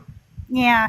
Now, Anyway, hey, Justin, great live. I love you. I just came up to protect the Discord. Love you too, Crystal. Thank you so much. Also, keep in mind, just a few minutes ago, she was justifying like the slaughter of the ancient people because they were burning babies alive. So, I mean, what goes around comes around. Welcome in, Tom. Hey, how's it going? Good. How you doing? Tom, are you at least 18 and are you a believer? Yes, sir. Yes, and yes. Cool. Which God do you believe in? The God of the Bible. Cool. What would be the most convincing evidence or argument for what the Bible God is real? That's exactly what I want to jump in with you on. First, if I could give you a real fast compliment, I appreciate how cordial you try to keep your conversations and not talking over people. It's definitely a lot better to listen to. Better conversation. Anyways, to jump into it, I'm going to be pretty quick and let you have time with someone else. I just have one thing I want to discuss with you.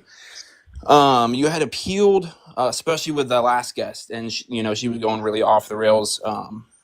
I can appreciate someone who doesn't have the answers but holds to their beliefs and just says that and just stop defending it when you're starting to say crazy stuff. So you and me would both condone or condemn those things. What things? That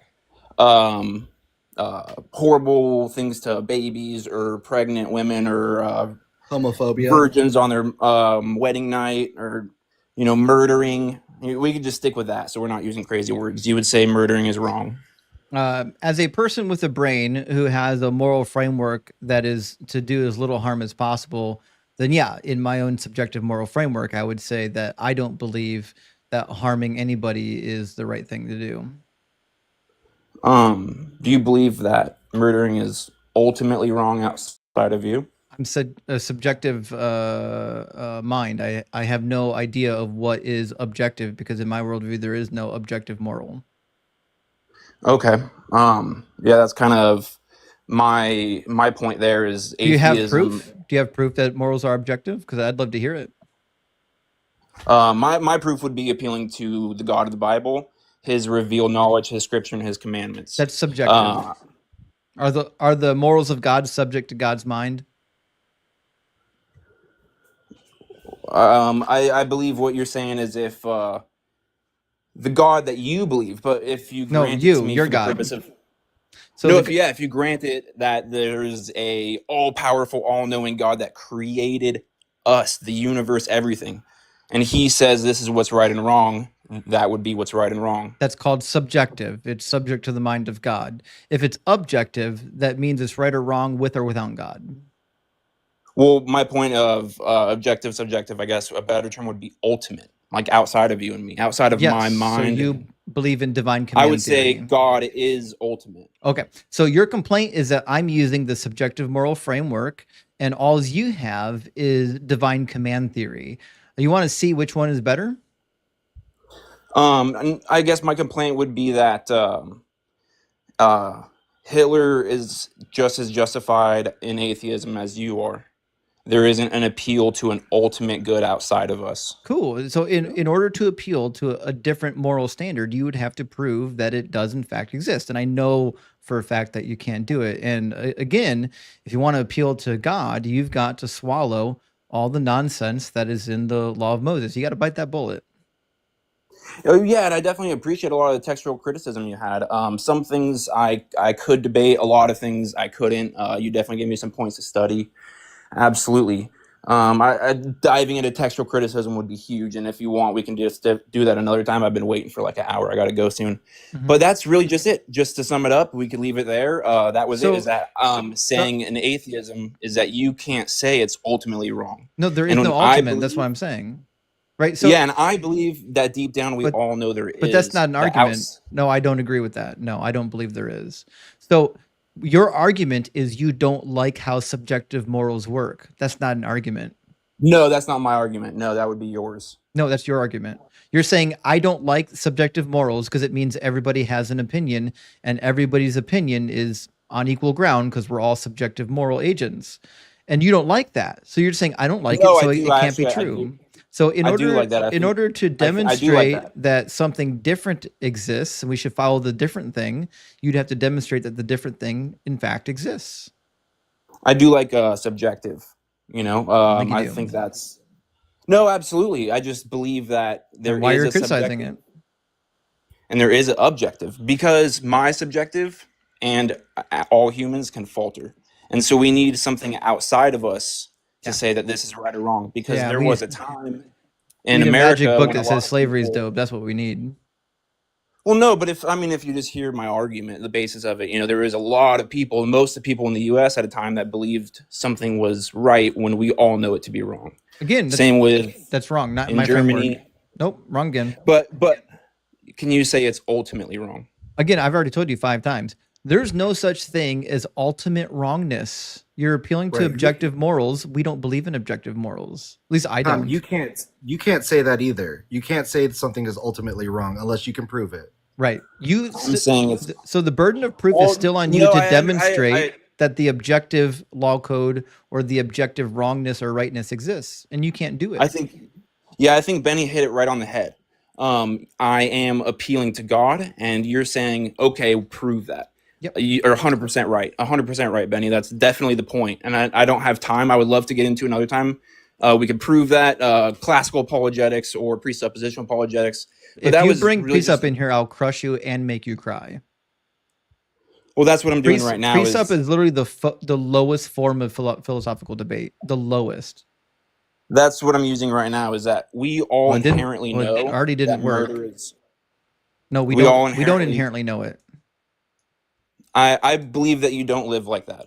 I believe that when we walk away from this conversation, I believe that I use my own subjective morals. So you live by faith? No, I believe my own subjective morals, meaning the morals that I think fit my particular framework. It's subjective to my particular mind. You're right. My faith is in God. That's my appeal.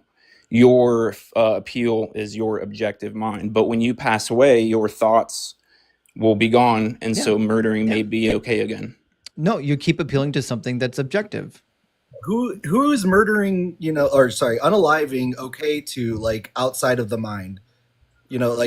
Then you would have to presuppose the God, and we're not doing Yes, that. I do concede that I am presupposing the God. I would love to get into it further, but that's just my point. Is I believe we all know these things are inherently wrong. We don't. And atheism leaves you saying that that maybe slavery wasn't actually wrong. We just don't like it. No, and that's your position. Your position has I- to assume that slavery wasn't actually wrong because the God you believe in never said it was wrong and said you could do it.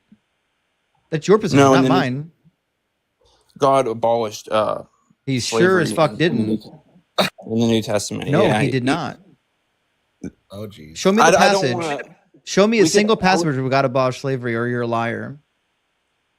Well, that's pretty mean. I'm not going to say that to you, but Well, you're lying. I don't have.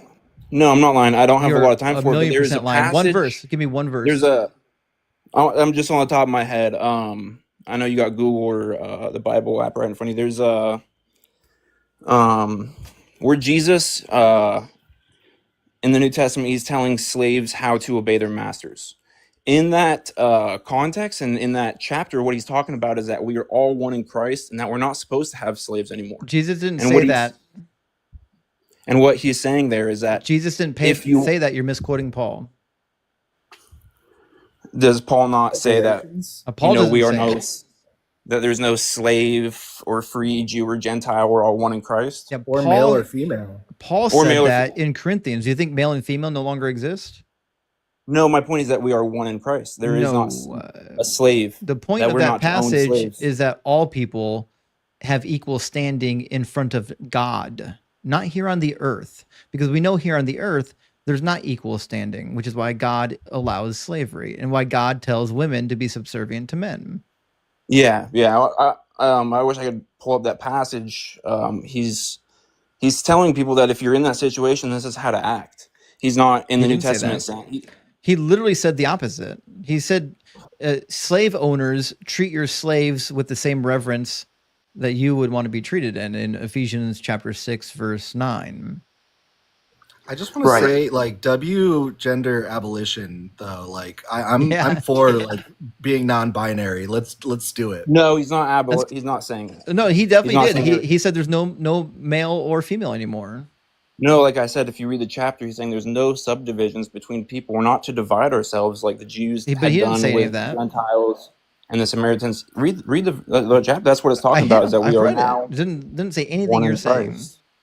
Justin, the other point that I should make here about this, right? There's an overarching theme, which is to say, if it's true that we inherently know good from bad, evil, and so forth within ourselves, then I automatically know that Yahweh is bad and not good and immoral and evil. Fuck him. I agree. You're super close. No, you're super close, actually. You're super close. Yes, but no, because sin was brought into the world, our minds are not, we have sinful thoughts, we falter.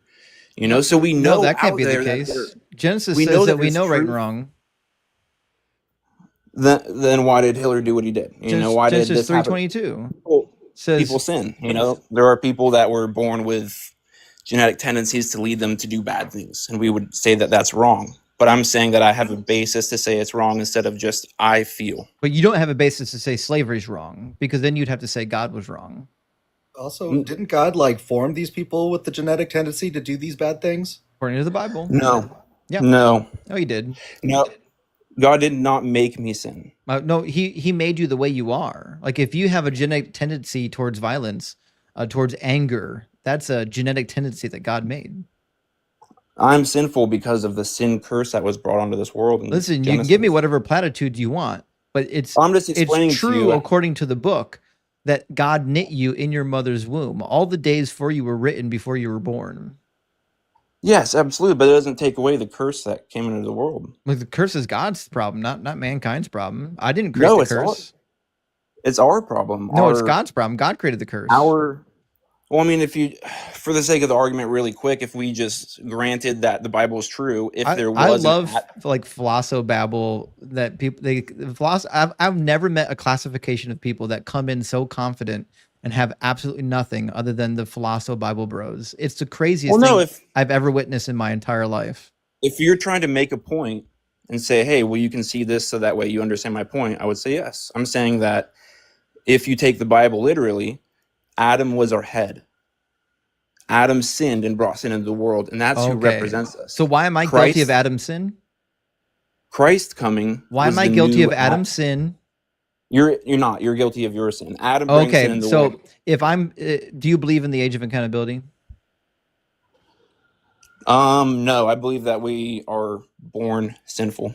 Okay, so we're born sinful. So if I'm 10 years old, let's just assume in the analogy I've never committed a sin yet. All I've got is the sin that I came into the world with. Am I still sinful? I mean, have you babysat kids? Have you spent time around? I gave you an analogy, Yes. Tom. Pay Yes, attention. In the analogy, I've never committed a sin yet. Am I guilty for the sin I was born with? In the Bible, do you know the greatest commandment? It's a yes or no, Tom. If I'm 10 years old and I haven't committed a sin yet, am I still guilty for the sin that I was born with? Well, you wouldn't have been born with sin if you hadn't committed a sin. Okay, so That's you're the not. point. So then you're not born with sin. No, we are born with a sin nature. You're saying okay, that if, so then because we have the sin nature, we sin. yeah, the only way Okay, to and who created escape- sin nature?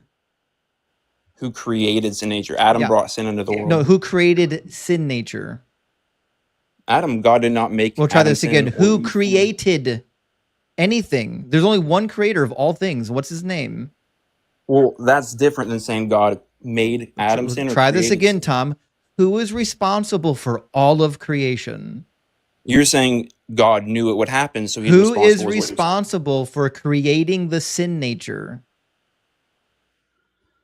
Adam. Who made it? Adam, that's what happened. We'll try That's this what I'm trying again. to- So, all right, we'll try this again. I know this You're not- you were logic is listening really to hard everybody. for Phil Bros, so we'll try this real slowly. Okay. So I haven't gotta Adam and Eve sinned. After they sinned, did God have to make it so that humans would have the sin nature? Was that a requirement that he had to do? Yeah. Yep. So God's Yes. not all powerful. He was required to create the sin nature. God did not create the sin nature. Why was he said? you did? Oh, we'll try this again. You said humans have a sin nature. That happened when Adam and Eve sinned. When Adam and Eve sinned, that means their nature changed. That means God made Adam and Eve with a nature that would change when they sinned, that would be passed down. That's all God's doing. God could have created them so that when they sinned, nothing would happen. He could do any shit he wants to. He's all powerful. At some point, you have to be honest and admit that whatever cursed humanity was God's decision. It doesn't matter what Adam and Eve did. The curse was God's decision. Yes, definitely. Okay, that means God created the sin nature. No, that's different. Well, we'll try this again. Did God create how human flesh and sin would work?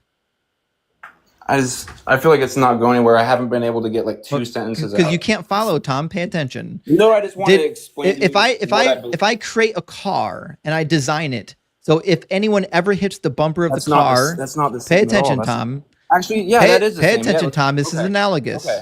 Okay, yes. If I create a car and I create it so that anytime someone hits me from behind in the rear bumper, it'll just explode into a zillion pieces. And then, golly gee, I put all these cars on the road and people are hitting other people from behind occasionally and they're exploding into pieces. Am I responsible for the fact that these cars are exploding people into pieces? Absolutely, yeah. Yeah, absolutely. So when Adam and Eve Absolutely. sinned, and then there was a curse that came into effect because of their sin, because God designed nature to be that way, that means the curse was God's responsibility. He didn't have to do it that way. He chose to do it that way. Okay, can I have like just two sentences to go on your car analogy? Because I do like that a lot. That was good. Go for it. All right, thank you. I appreciate it, sir. With the car analogy, I want to just boil down to like our differences because I see what you're saying. I think you see what I'm saying, but it's not lining up. So what I'm trying to say, what you're saying is perfect. That car analogy made what you're saying perfect. What I'm saying is, let's say you build a car, right? I Am buy I the all car. knowing? What? Am I all knowing and all powerful? Yes, that's a completely different problem. Can I just finish my sentence? Mm-hmm. Okay. I think you know where I'm going with it. If you build a car and I decide to drive it through a parade, did you make me do it? That's different. That's not even close to the same Did analogy. you, all right, I'll give you this. Did you know it was going to happen if you were God and all knowing? Again, not even close to the same analogy. We're talking about Yeah. the No, but that's what consequences. We're talking about the consequences of the design itself, not what people are doing with the design. There's a difference between though So Tom, pay attention. Pay attention. We're not talking about what humans can do with the thing we were given. That's not the question. I don't think you The understand what I'm question, saying. I understand exactly what you're saying. You're trying to blame it on free will, and it's not going to work. Okay. No, I'm saying that there's a so difference pay attention, between- Tom. If God designed the car to explode when it came into contact with other people, and then somebody drove it into a crowd and it exploded, yes, God is responsible for the explosion. Absolutely. Can I talk to? You're trying to get around the fact that the No, car I is was trying- behaving the way it was designed. We're not questioning what humans can do in the designed thing. We're questioning why it was designed and whether or not it was even a good design to begin with. If God designed human nature so that there would be a curse for all of eternity once somebody sinned, that's God's decision to make that curse a thing. The other question as well that pertains to this is, who is responsible to set up the consequences which would have happened in the first place? That's what I'm trying to speak on, guys. We're not talking about free will decisions. We're talking about consequences that are designed by the maker. Right. So make the analogy analogous to that. There's a difference between God knowing it was going to happen and letting it happen, because I do believe that an all-powerful God has to know these things are going to happen. He And a designed difference it, Tom. No, God said he made it and it was good. He knew it was going to happen, but he did not bring sin into the world. Tom. He designed the fact that when God designed somebody sin. sinned, there would be a curse. He Are you designed arguing it. that God designed sin? No, he designed the curse for the sin. Okay. What I was trying to get at, well, I was just trying to explain your question. My whole point was that as an atheist, you can't say bad things are morally wrong. Ultimately, I can subjectively, again, right, but not ultimately. Whether or not I can make objective claims about morality is irrelevant. All you're saying is you don't like my framework. Until you can demonstrate that your framework is real, you're left with the default, which is subjective morality.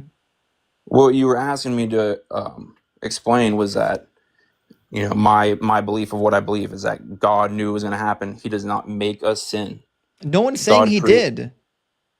I don't know why you keep going to this. No one is saying God made anyone sin, although that is the natural consequence of the sin nature.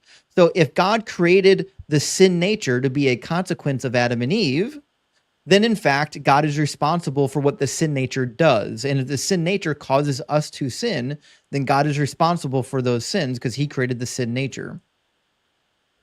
Okay. All right. Yeah, I don't want to have like a bad debate or anything. I just wanted to bring that up, is that I think a lot of people will, you know, not like that. There's no ultimate appeal.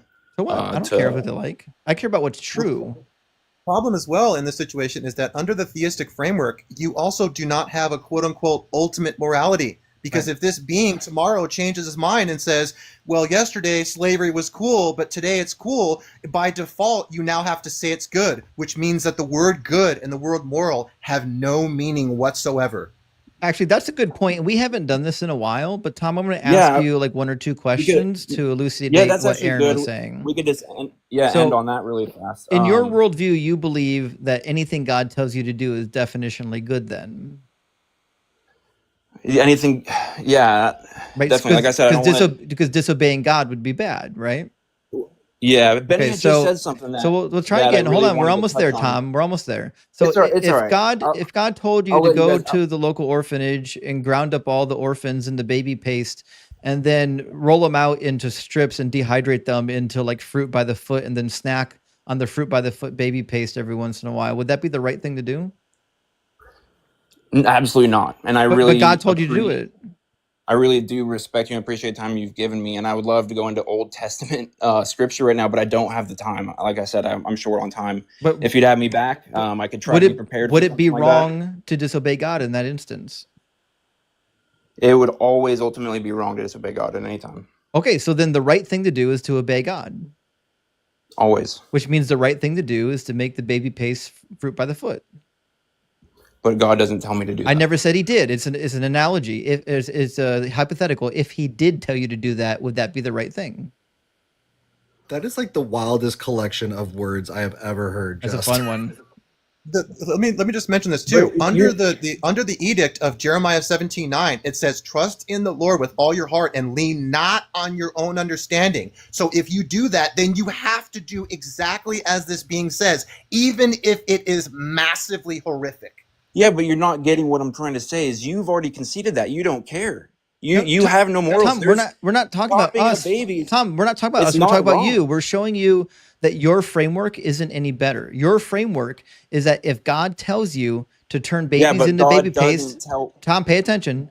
Your framework entails that if God tells you to make baby paste, the right thing to do is to make baby paste. And that's just thank goodness God does not tell us to do that. No one ever said he did. He tells you to do all kinds of horrible stuff, but we're telling you that's the end point of your moral framework, is that if God tells you to do these things, you have to do it because definitionally it's good. And that's why I like subjective morals, because when someone tells me it's good to own slaves or you should be stoning virgins for not bleeding on their wedding night, I can say, yeah, you know what? I don't think that's a great idea. But it's not wrong. I don't think it's a good idea. Who cares? Yeah, you said I don't like it is what you're saying, but you can't say it's wrong. Yeah, who cares? Again, we covered it 1,000 times. There's no such thing as objective morality until you can prove it, and you can't prove it. Well, that's my point proven, is that atheism leaves your point hasn't been proven. Atheism leaves you with saying that slavery, murder, rape is not ultimately wrong. Not true. There's no such thing. There is a way. Go ahead, Benny. Then what's your way appeal to actually get objectivity? You know that, right, Tom? Do you know that there is a way to get objectivity here? And that's by setting a standard. Axiomatically, we can come to an objective standard. We can set as a people, like say, like the United Nations sets a set of rules of what is and is not wrong. And it can include things like do not torture, do not like Geneva Convention, things like that. And then we can create an objective standard. But it's not what we have. So that was really good, Benny. I appreciate your input, man. On that, would you say that the Americans during the time of slavery, when the consensus was that slavery was okay, would you say it was wrong during that time? Again, I would say in my mind, because I don't have control over anyone's mind, I would say that it was wrong. And I can tell you for a fact that in my family members' minds that lived in that time period, they thought it was wrong too, because I've actually checked the census record for where they live. They were one of the only farms that weren't employing slaves. And I appreciate it, Benny. Thanks for the input. And that's my point, is just without an ultimate authority, I can say, so what? So what? And you don't have an ultimate authority. Your ultimate authority is a God that says you can do horrific stuff and you can't question it. It doesn't matter what the horrific thing is. No matter what it is, you always have to concede that that is the right thing to do. It's an inflexible framework. And not only that, it's a changing framework. When you go to the Bible, the laws that God wants you to live by aren't always consistent because Jesus contradicts some of the laws of the Old Testament. So it's not even a good framework. Well, I really appreciate your time, man. Thank you. I'd love to be back on another time. How can I help your channel out? I liked it. I'm brand new to TikTok. I spent like a week trying to follow just so I could even request to get on here. So yeah. Listen, Tom, you've actually been pretty kind. You caught me at the end of the live stream, so I'm a little salty, but come back anytime soon. And just know that I know you've probably read some goofy presuppositional apologetics books or went through some goofy class, but just know, even though you think you've got a pocket full of good arguments, we've heard all of them already. Nothing you say is going to be new to us, okay? All right. Thanks again for the time, guys. I really appreciate it. Cheers, bud.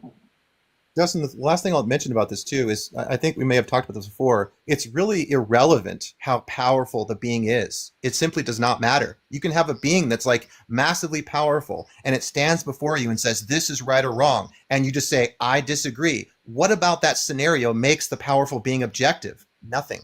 Nothing does. And Ian's actually been running an argument lately that I like, which is that even if you believe in the divine command theory, explain to me why I'm obligated to obey, because it seems like the only reason we're given to obey is because he'll hurt you if you don't.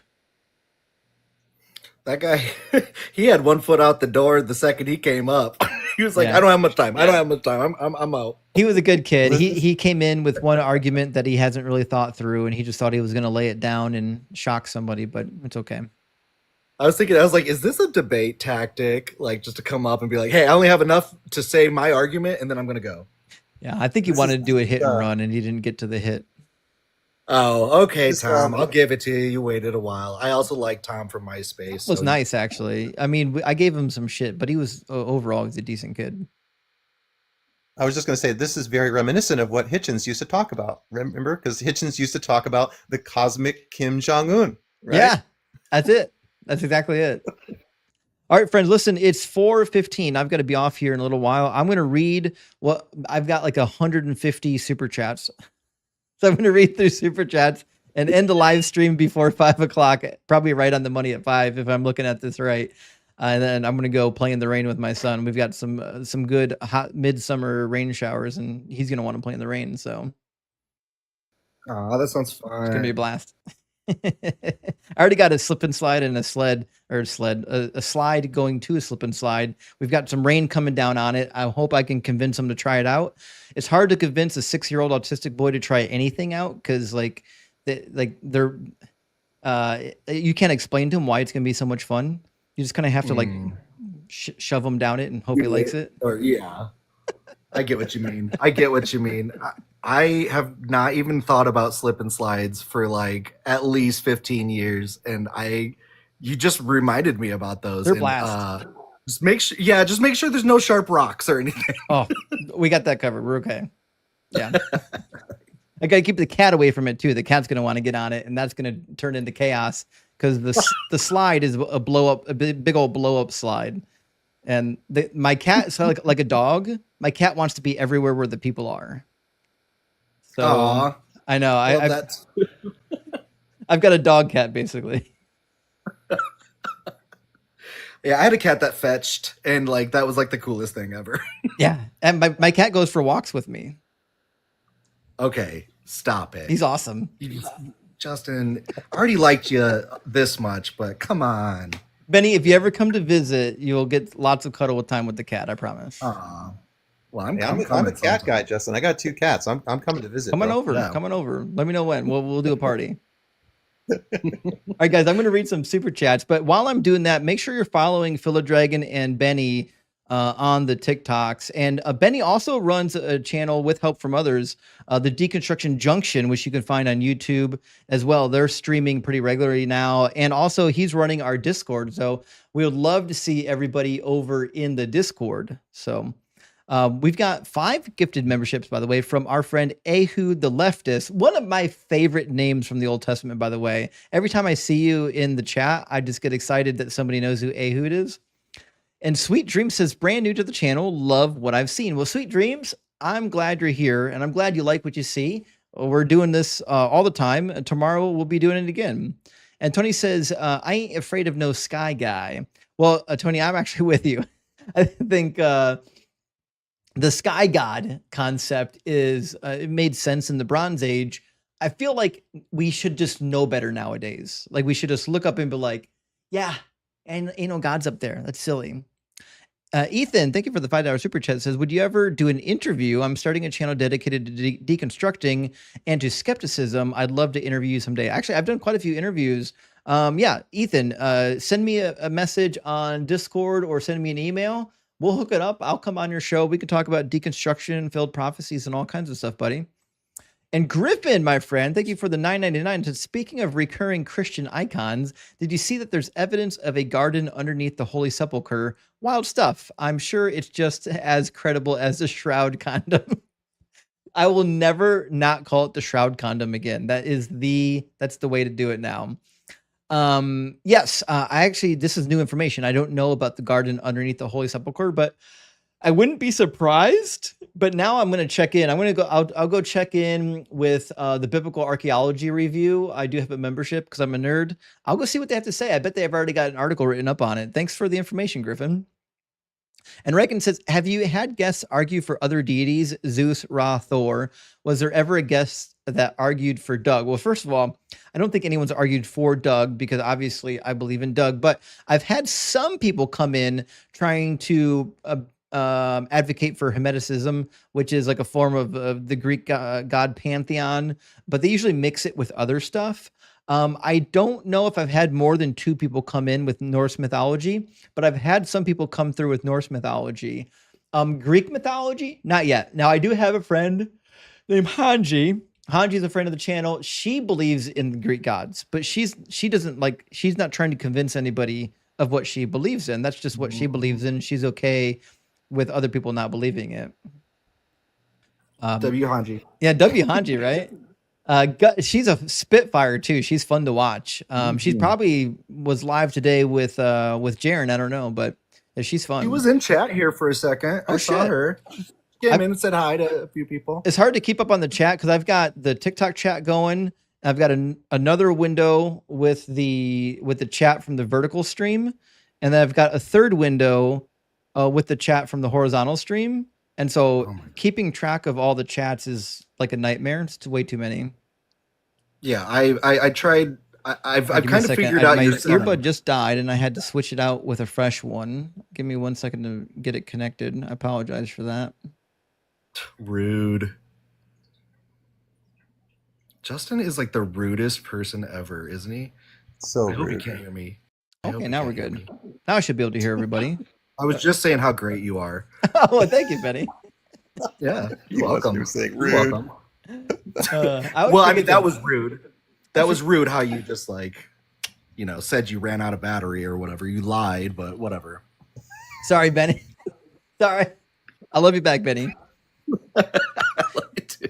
Gut says, getting all the crazies today. Praise Doug, The Rock, John Stone. So I have to admit, today was a crazy mix. We had some wild guests today. I was pleased that our conversation with Elelliana cooled off eventually because she came up pretty hostile and eventually she cooled off. I think that was a good turn in the conversation. I know the conversation got a little bit long in the tooth and people wanted to get her out of here, but I believed that we had some room left to travel still yet. But St. Brush says, I love lying for Jesus. Well, good to see you, St. Brush. And the lying for Jeebus is a common theme around here. He Jonesy says, don't you know, Justin, Christianity is not meant to be taken literally. It's just a metaphor for being a liar in real life. This is what gets me about the metaphor argument. There's not a single verse in the Bible that you can't just say, oh, it's a metaphor. Like there's not a single one. Every verse in the Bible, you can say somehow it's a metaphor, whether it's poetic or not. So when people retreat to the defense of, well, it's a metaphor. Well, shit. Well, the fucking Jesus Christ resurrection was a metaphor. Deal with that. It's crazy. Apparently, yeah. Like the first sentence is like a metaphor. Come on. Che Buddha, thank you for the $4.99 super chat, says, I don't know if this exists already, but we need a DZ bingo card. Like when believers do certain actions that have been coined, like words don't mean words. So actually, Che, in my link tree, I have a link to a website that I joined a long time ago. I paid money to do it. And it will generate, because I can only generate so many bingo cards before they're duplicated. It will generate 100 bingo cards online. And then after the first 100, we get duplicates. But it will generate bingo cards so everyone can play atheist bingo while I'm live streaming. A long time ago, we ran a couple atheist bingo nights where we gave out prizes for whoever got the first bingo. But if you go in my link tree, we've already got it. It's already in there. We've had a couple of people ask for it. We'll do another bingo night, Shay, just for you. We'll do another one. But just know that like I don't know if we can hand out prizes because we've got at the time I started Atheist Bingo, we only had like a couple hundred people watching. Now we've got like 3,000 people watching. Like we had 1,000.4 in the horizontal. We had like 900 to 1,000 in the vertical, and we had like 700 on TikTok. Everyone playing bingos, we're gonna have like 30 duplicates, so it wouldn't work out. But we can still play for fun. It'd be fun. At what point do we like start like applying for like Nielsen ratings and stuff? I mean, we're like talking like cable channel viewership here.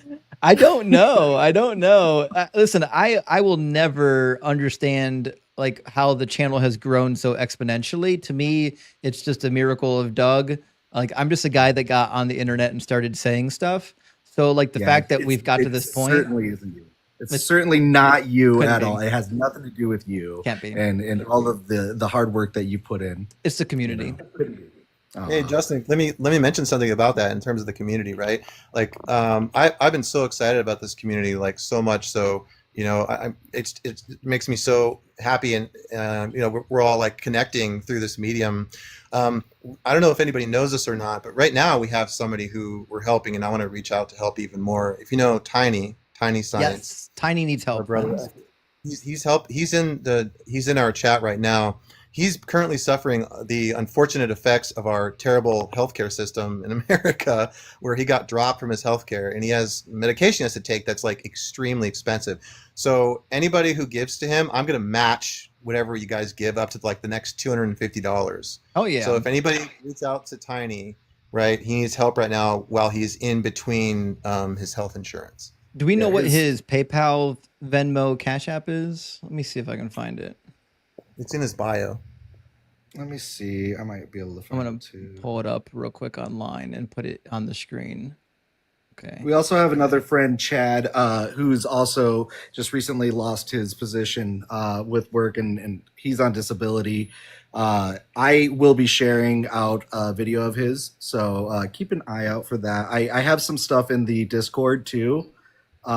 Cash App, donate, send to Moneyside Tiny SMAWZ69, and that will help. That will help for Tiny. I'm putting it on the screen right now. I see a Cash App. There we go. I'm going to put it on the screen for anyone. Anyone in the community knows Tiny, most likely, if you're in the TikTok community. Tiny is a great friend. One of the early members that I got to meet, like Benny, when I first got online. He's always supported my work. He supported the community. And he's got chronic illnesses, and because he's got chronic illnesses and some issues with his insurance, he can't afford his medication right now. So anybody who's got anything to spare, Aaron's going to match the first $250. I'll match the next $250. So we're going to have an impromptu fundraiser for our friend Tiny, see what we can do. Von Doodle says the earth is flat like a shroud. It's Shroud Week. It is. It actually says that. It says it's flat like a garment. You can shake it out from its edges. So the earth is a shroud condom. I think we cracked the riddle, friends.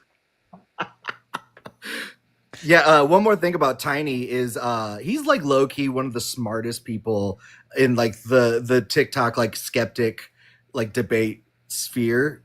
Check him out. Like if he's right there, Tiny Science. He's in the chat. Follow him.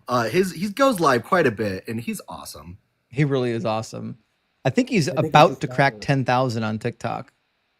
Yeah, Tiny. Just so you know, we've been doing the fundraiser for you, Tiny. Just so you know, I know you just got here again, but we let everybody know that you need help, and I'm going to match the first 250 that people give to you, and Justin's going to match the next 250. So we got your back, brother. Yeah, and I want to just touch on our other friend Chad. He's the Rainbow Reverend Chad. He's a mod here for Justin. He also has a GoFundMe. It is in the Discord. I will be sharing on my story his like video, so I'll get that out for everybody. Yeah, definitely. I just talked to Chad. We haven't talked about whether or not, I don't know what his needs are yet, but I'm hoping to get more information today and tomorrow to see what his needs are and see what we can do about getting them fixed up. Velechi says we're I think were or we're. I think I'm gonna go were the authors of the Bible not aware of Greek mythology? Apollo holding the earth on his shoulders. Actually, Village, a lot of the authors of the Bible were aware of Greek mythology, which is why it seems to mirror Greek mythology, like the idea of turning water into wine, the idea of dying and resurrecting gods. That's all from Greek mythology. That like the idea of virgin births, Greek mythology. It's all there, right? The New Testament has a lot of Greek mythology. Now, there's another book that is attempted to connect the Old Testament with some Greek mythology. Let me get you the name of it. It's called. I never remember the name of it. I have some book that's from like the 1800s that like connects it even to like the Hindu, like where Krishna is kind of like thrown in there. But I don't know if they're even correct. The book for the Old Testament being related to Greek mythology is Argonauts of the Desert, a structural analysis of the Hebrew Bible. So if you want to know if there's any Greek mythology that could parallel the Old Testament, that's the book for that. As for anything of mythology in the New Testament, I might point you towards Richard C. Miller and some others. But yeah, there certainly seems to be some awareness of Greek mythology, and I think it seeped into the Bible. Straightforward says, shit, Justin, I admire how you keep her cool with Elelliana. I do think she's a type who tells her mechanic how to fix the engine in a car. Actually, I think that's true. I think she actually does. That's horrifying to think about, all those poor mechanics. Bob, my friend, thank you so much for the $9.99 super chat. It says, hey, reply to Moses' flood. Did other civilizations like the Egyptians continue to live, document history, etc. without interruption? Wouldn't that contradict the world flood story? How do Christians answer that? So the answer for Christians is they say, well, other people who later became the Egyptians wrote about it. They wouldn't say that the Egyptians survived the flood to write about it. But the problem with that is if you read the accounts from the ancient Babylonians and Sumerians and people who did recount the flood, they're all different timelines. They're all very vastly different times. So there had to be multiple world floods, or there had to be a crazy fast repopulation of the world. But if you read Genesis 9, it seems to be that is the case they're making. They're making the case that after the flood and then the Tower of Babel, then all the nations were dispersed throughout the world. So that would be what Christians would say. Obviously, we know that's not true to science, but Josh says, Elelliana lost her Kundalini. She did, actually. I think she did. And Zakul says, damn it, Elelliana, there goes my conversation. Soiled it. Oh, conversion. Soiled it. Zakul, I knew you had recently converted. We're glad to have you back in the fold, buddy. And Matthew says, we've all met Elelliana in real life. Classic. I think that is the case. We've all met someone who was really confident and couldn't be honest with the data points that are in front of them. The type of person that would be standing in the rain saying, no, I'm bone dry. Carl says, how do I know that some scribe didn't add the homophobic shit? Well, you don't. That's the magic of the Bible, Carl, is that we actually don't know who added what. And actually, if you talk to New Testament scholars, they think a lot of the, like even letters of Paul, like when it talks in 1 Timothy about the women, that wasn't actually from Paul. In Corinthians, I think 1 Corinthians or 2 Corinthians 14, I forget which one, where it tells the women to be silent in church as well. The earliest documents actually state the opposite. The earliest documents actually don't have that in there. It appears that was later added into the documents of Corinthian. It wasn't original. And in some of the old manuscripts where it does exist, it's in a different order. It's in different places. Like it moves around until it finally finds a home where it's at right now. So yeah, there's lots of evidence that scribes were monkeying around with the text. And even Jeremiah accused the scribes of lying. Jeremiah says that the lying hand of the scribes were at work, right? So good question, though. And Alexandra Moore, thank you for the $50 over PayPal. Alexandra says, can you get this to Tiny Smalls? I can. Since I only have PayPal and I couldn't find his or her info for this. Alexandria, I will absolutely get that over to our friend Tiny. Don't you worry about that. And Holofertastic, thank you for the 666. Hail Nero says typical conservative Christian hand wave any inconsistencies as metaphors, but will insist on a literal reading when it suits them. That is actually the case, right? When they don't like what it says, it's a metaphor. When they like what it says, well, the words must mean what words mean. Words only mean what they mean when you like what they mean. Eric, my friend, thank you for the $10 super chat. Says Elelliana's mic is very loud. I have to make you almost inaudible to listen. So I actually didn't know that because like a lot of times people will get in the queue and I can't hear them. Like I can't see in the like no one's shouting at me in the comments that the mic is imbalanced. So I don't know the mic is imbalanced because I can't hear what you guys can hear. So if the mics are imbalanced, we get a caller that's super loud. I need everyone in the comments to be shouting that the mics are imbalanced and I need to turn somebody up or down, or else I don't have a way of knowing. Unfortunately, there's nobody running to, I don't have a manager running the stream. Yeah, it's me behind all the levers, my friend. Sorry about that. I was gonna say, yeah, usually you can tag me in the Discord, and if enough people bug me in the Discord, I'll go up. Justin usually knows that if I'm, requesting up, there's usually a reason to it. Always, yeah. Sock stud says Elelliana's real name must be Karen. If you see her coming towards you, head for the hills. Well, I like to believe in real life she's probably a half normal person. It's just that things that she is convicted of, I think her cognitive bias is strong and she's not willing to look at the evidence, but she probably will eventually. Who the leftist again, thank you so much for the $10 super chat. Says the cope is strong with this one, Elelliana. Yeah, that was about the thickest cope we've seen all week. That was a tough one. And the funny thing was I knew the cope was coming, which is like when it's predictable, it's almost funny, but it wasn't funny enough. David says her spirit left the argument. Enough, Justin. Sorry so much, David, but she did lose a little bit of steam there. I think that's what I was hoping for. And Tom, thank you so much for the $25 super chat. That's very generous, friend. Says, as a former Christian, I enjoy your program for the teaching you do. By the way, I am now an atheist. Well, welcome to the club, Tom. There's a bunch of us out here that deconstructed from this religion. Some of us atheists, some of us not, but probably a lot of us more than others are atheists. Welcome to the group and join our Discord, Tom. We'd love to hear from you. Welcome. Keith says the density matrix guy that you had on the other day is further proof that Idiocracy is a documentary. Praise Doug. I agree with the premise of the movie Idiocracy. I think the way our society is structured nowadays is going to lead to people getting dumber. That's just it seems to be the case. Evan says if your pair have edges, go to the doctor. Oh shit. I know what you're talking about now, yeah. If you get inspected at the temple, if you get your parix inspected in the Levitical temple and it has edges, you need to see the doctor. Hi, Lily. Hiley says, thank you for doing this, Justin. Well, shit, Hiley, thank you for supporting the stream. I really appreciate that. And Zach coming in again. Thank you so much, Zach, for the 1999 super chat. Says, interesting points, Justin. Have you, however, considered nuh-uh? Said by this one. Yeah. No, is a powerful argument. Sometimes I actually do it too, just to frustrate the guests. Like if they keep repeatedly saying things that are untrue, I just start saying nuh-uh until they give me a defense for why it's true. Larry, my friend, thank you for gifting out 5 Deconstruction Zone memberships. I really appreciate that. And also Mindful Barbarian says, mommy and daddy and pastor all told Elelliana her religion is real, so it must be real, right? Mommy and daddy and pastor can't be wrong, can they? This is what shocks people.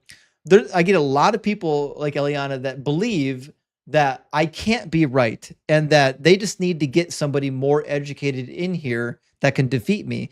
But the reality is the more educated people agree with me, they're just not willing to tell their congregation. They know that what they're spewing is nonsense, but they're stuck. The pastors that don't know it aren't educated.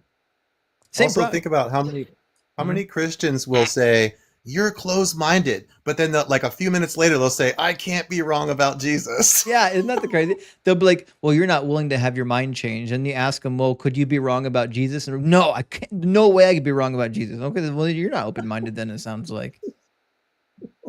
St. Brush says, if we just came together as a community, I think they call that a circle jerk, Brush, but it says Jesus, followed by LGBT people are wicked and women should be stoned for lying. So I see what you're saying now. So she started with saying that the community needs to come together, so on and so forth, and then followed it up with that women should be stoned and LGBT people are evil. That's a fair point, Saint Brush. That was the progression of events. Oh, it hurts. It hurts.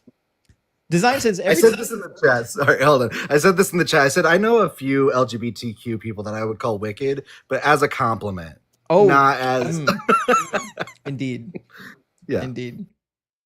Design says every time the religious realizes their morals are better than God, I'm not God. That's actually a fair point, Design. When you point to somebody something that God did that's horrific and they don't like that God did it, they always have the same retort, and it's the only one they have. It's what Job has, which is, well, I'm not God, I can't judge him. Well, that's a pretty shitty cop-out, because if I told you according to the Quran, or according to the Hadiths, that you're allowed to marry 9-year-olds because that's what Muhammad did, you'd be like, that's horrible. And if I said, well, shit, you can't judge God, you'd be like, the fuck, I can't, that's horrible.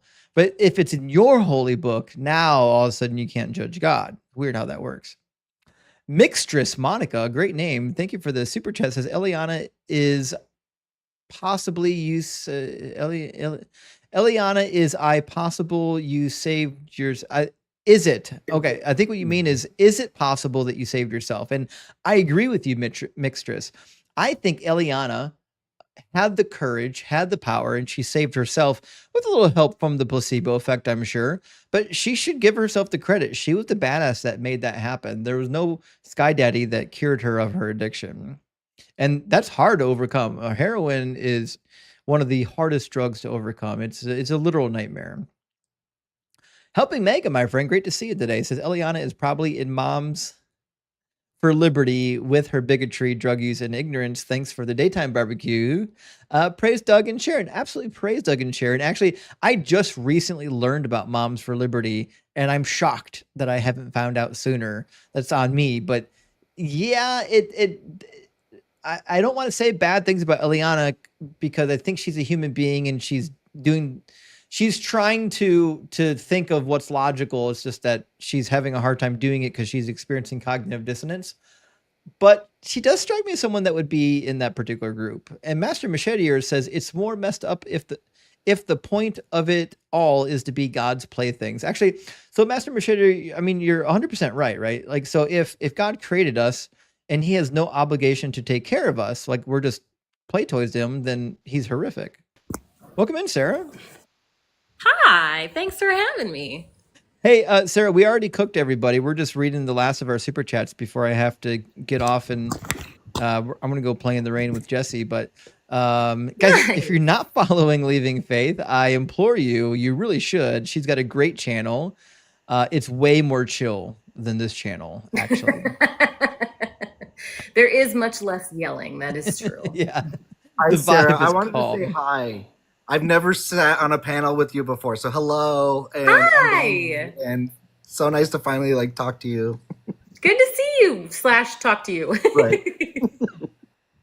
All right, let me get some super chats in here. Adele says, I heard you mention Roy Orbison yesterday. He was my second cousin. No shit. I love Roy Orbison. He's really good. He says, rock on. Obviously, why I'm such a Dougite. Obviously, that's the connection, Adele. Big W. Oh, shit. I had no idea that you're related to Roy. There we go. Roy. The fact that Orbison is followed by Roy is not, my lisp can't handle it. It's just not, my mouth can't make the noises. But Big W, I appreciate you letting me know. And Mixter says, God is an absentee father that owes child support. Shit, he's way behind too. He's so far behind right now. And Super Tor says, I'm so glad Elelliana managed to get out of addiction. But I think she should give herself credit for it and not her God. I'm proud of you, Elelliana. Actually, I am too, Super. I think she did a hell of a thing, and a hard thing at that. But the fact that she was able to do it at all, I think it shows that she has the incredible strength, not some God. Fierce Interaction, my friend. Thank you for the $10 super chat. Says, thanks for keeping me rock hard at work. HR was super rude about it, though. Told me I should keep that feeling to myself. Oh my God. Wow. There are some places where being rock hard requires a little bit of nuance. I hope you're not fired. Be careful. I don't want you to be fired, my friend. Stonis, thank you for the 250 Argentinian dollars. And Big W all the way to Argentine. It says, can't stay today, but I'd like to support the cooking. Cheers. Well, thank you so much, Stonis. Always so kind. You're here in almost all of the live streams now and almost always supporting. Thank you so much, my friend. And Sprawley says, if I see a pattern across different computer systems, would that spirit be a ghost in the machine? This is a good question for Dirk. Dirk, Sarah, you weren't here for Dirk. Dirk believes that the sun in our sky is a sentient agent. Okay. I mean, at least you can see it. Fair enough. At least you can see it. That's a fair point. Good point, yeah. Dugald, my friend, thank you for the $9.99. Says, welcome to the end of Shroud Week, where we've talked about the Shroud of Turin, and Kundalini joins us in 10 more years. Same BS comes out, and Christians delude themselves again. So this is a fair. So Dugald, we talked about this, and you're 100% right. The Shroud nonsense runs in cycles. Like, it's going to be here, and then it's going to disappear for a while, and then it's going to come back again. There's going to be another bad dating method that they used on it. It's going to come back again for a while, and it's nonsense. It's Kundalini. Hey, Justin, I gotta go back to work here, but I just want to say I appreciate you guys so much. I love this community so freaking much. You guys are freaking amazing. Thank you so much, Aaron. It's great to see you, buddy. Take care of yourself. Have a good day at work. Yeah. Hey, guys, take care. Bye. Yeah, big W for our friend Philodragon. And I don't know if I can pronounce this name. The name is Noganot. Says, she's a breath of fresh air. I really miss the wine tipsy evangelical soccer moms from the night stream. We've had a few of those. There's no doubt about that. We've had some of those. Oh my goodness. That does sound fun. We do love a good crash out. Christopher says, a caller literally opened up this section responding to, does God change his mind, with, yeah, loads of times. I know. She brought it up. She cooked herself on that one. I don't know what else we could have done. She didn't realize that the Bible said God doesn't change his mind, and just walked right into a contradiction. We were reading something else, and she's like, well, couldn't he just change his mind? I'm like, no, according to the Bible, he couldn't change his mind. Now we're at the next contradiction. Oh, I always see that going the other way, not coming that direction. I know. Marcia Jones, thank you so much for the $19.99 for Tiny. Big W. Thank you for the donation to Tiny. I'll definitely make sure he gets that, friend. And his Cash App is here, and you already heard from Aaron. Aaron's going to match the first $250. I'm going to match the next $250 for our friend Tiny. So we need to be able to get him enough to at least get his medication. That's where we're at right now. He's off his insurance. He doesn't have medication for his heart. He needs medication for his heart. So it is what it is. You know what I mean? It's a difficult situation to be in. Jonathan says, how do people send 666? Well, you have to, in some, I think in the desktop app, not the phone app, you can manually type in the donation amount. I don't know if you could do that on the phone. I think the phone just gives you a slider for the amount, if I remember correctly. Is that right, Benny? Yeah, because I've never used the desktop, so the phone, because I've wondered that too myself, because I was like, dang, how did they do that? Yeah, I think that's how it's done. Either that or it's different for different phone models. I don't know. Maybe. Cody, my friend, great to see you. Thank you so much for the $5 super chat. It says, happy for you, Justin. I got back to local political organizing. Keep up the good fight and help people deconstruct. Well, thank you so much, Cody. And I haven't seen you do a political live stream since TikTok formally ended your entire account. I think your YouTube account as well went down. Sorry that happened to you, buddy, but keep doing what you're doing. I support you. Good to hear from you, Cody. Rainbow Wolf, thank you for the $4.99. Says Luciaro is rock hard for Doug and has nice sized Pokeballs. Well, who's Lucario? Does anyone know who that is? Pokemon reference. Oh shit. Guys, I'm so not cool. Well, it's like second or third generation Pokemon too. So even when we were young, we only had the first gen. So fair enough. We got the old school batch, just like we got the original Star Wars, the good ones, and now everyone's stuck with this new nonsense. Jim Nasty says, I would believe the Shroud was real if it had a very distinguished, visible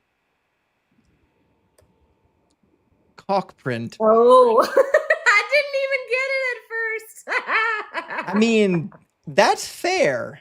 And we do have pretty good evidence that they would have been crucified as such. Whether or not they would have been buried in that manner, I mean, it seems like that would be the case. If all the rest of the body was shown, why is there not a... Wait, I thought it just went around his face. No, the Shroud went from head to toe, all the whole back folded over the top. Got it. Yeah, it's pretty crazy. Yeah, I don't believe none of that. There wasn't like a different Shroud before that too. Yes, there's the one that multiples. that he wiped his face on. It was like the veil of something or other. Yep. And then the Shroud of Turin came and like totally put that one out of the water. So that's the funny thing about the Shroud. It showed up at a time period where relics were at like an all-time high, and there was already an abundance of people manufacturing fake other types of cloths claiming to be from Jesus. This is one of many. It's like not even unique. It's crazy. But yeah, I'm looking at the picture right now, and he doesn't have any undies on. No undies. There should be some genitalia there. Jeff says, Justin, is it true that Ruth and Boaz are descendants of Jesus and that they were Moabites, which are a child sacrifice pagan tribe? Thoughts? There's a lot going on here. So we have literally no idea the lineage of Jesus. Well, all we know is what the Bible tells us. The Bible does tell us in Matthew that the lineage went through Ruth and Boaz. Now, Ruth was not in fact an Israelite. Boaz was. So there's that. Or was she? Shit. Now I'm trying to remember. I don't think she was. She wasn't an Israelite. She was a Moabite. she was Moabite. Yeah, Boaz was an Israelite. Now, did the Moabites sacrifice children for ritual sacrifice? We don't have a ton of evidence except for what's written in the Bible. So the account of when the Israelites went to war with the Moabites in 2 Kings chapter 3 shows at the end of the war that the king of Moab, Mesha, sacrificed his eldest son on the wall, the city wall. And because of that, the god of Moab chased away the invading armies. Now, that's from the Bible. We don't have a Moabite document talking about that, but we do have the Mesha stele that was erected by King Mesha. And he mentions the war. He talks about going into Israel, raiding the temple of Yahweh, taking Yahweh's implements. Doesn't say anything about sacrificing his son to turn the tide. It seems to me like this is mythology. I don't believe that they were sacrificing their children. I could be wrong. If evidence shows up that they were, I'm more than happy to believe that they were, but I've never seen evidence of it. Kingdom of Conspiracy says, can we at least wrap him in a tortilla and make the burrito of Turin? I think we need that, actually. I'd be down for a Turin burrito. Space Lord might be better than baby paste fruit roll-ups or whatever. Right. Which is still better than, like, I guess, Gushers, if you think about it. Ooh. No. I mean, there's not much difference between Gushers and baby paste. Maybe that's the next rendition of that argument, is to make baby paste Gushers. Oh my God. Just need a little bit of gelatin. You did this, Benny. This is your doing. This is the bed that you made. Now you have to lie in it, buddy. Sorry about that. Space Lord says, evidence for God. I want testable novel predictions. If it points to something else just as much, it's not very helpful in my humble opinion. Yeah, I'm with you, actually, Space Lord. Like, if you are making a claim about reality and it's completely not testable, then I have no reason to believe it's true. It's just an unfalsifiable claim. It's no different than saying that there's a teapot orbiting Jupiter, which obviously there is. Paper Bagman says, even though I didn't read the book myself, I just know you got the context wrong. Checkmate. How many times have you heard that? Sarah, Benny, you've both heard that. Every time they don't like what it says, you've got the context wrong. What's the context? Oh, I don't know. like or Jules... I include the context. I said, here's the context. Like, no, you still misunderstand it. Right. Just like Joel's song says, like, what is the context? I don't know, but it's context. Yes, exactly. I don't know the answer. I just know it's context. Somebody told me about context once. Windows XP, thank you for the $5 super chat. Says, I never thought I would be attending a Wednesday Bible class again. Keep up the great work. Well, thank you, Windows XP. And you are definitively and objectively the only good edition of Windows. So keep up the good work yourself. And GL says, listen, crash out. That's a good, that's what happened, actually. That's a documentary. Storm Chaser says, firmament cannot be atmosphere because the Bible also says stars are built into it. That apologetic drives me bonkers. I agree. It can't be atmosphere if there are stars in it. And it also can't be atmosphere because the book of Job, chapter 37, says it's hard like a cast metal mirror, which is not the atmosphere. Miko says, for cultural reference about the shape of the world, how about Imago Mundi, the Babylonian map of the world? Actually, I know about the map. It's on my back wall right now. You can see it. I did a large rendering of it myself with my own bare hands. Did you really? Yeah, it's amazing. Look at it.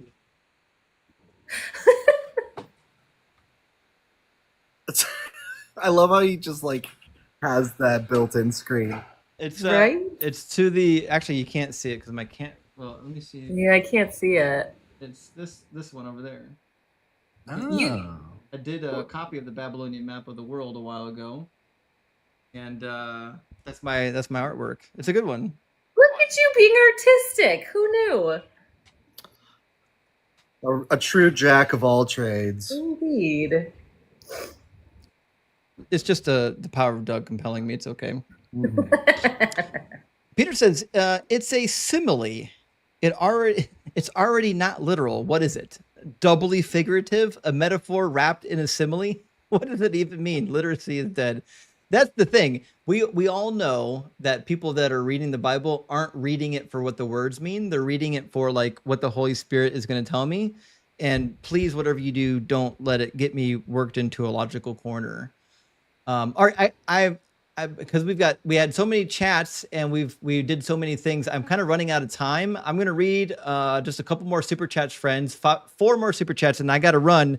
I have a hard cutoff during when my son's here at 5 o'clock. I can't say any bit later. Sorry, it's a short stream today. Tomorrow we'll have a long stream. I'll be starting early, so we won't have any missed super chats tomorrow. Kenneth says, Elelliana is good for content, bad for honest debates. Have you ever tried doing bait and switch? I don't know. I haven't. Say a horrible thing from the Bible. Oh, I see it. And say it from another book. Watch them condemn it. And then the reveal. I actually did that once with Deuteronomy 22. I said it was from the Quran.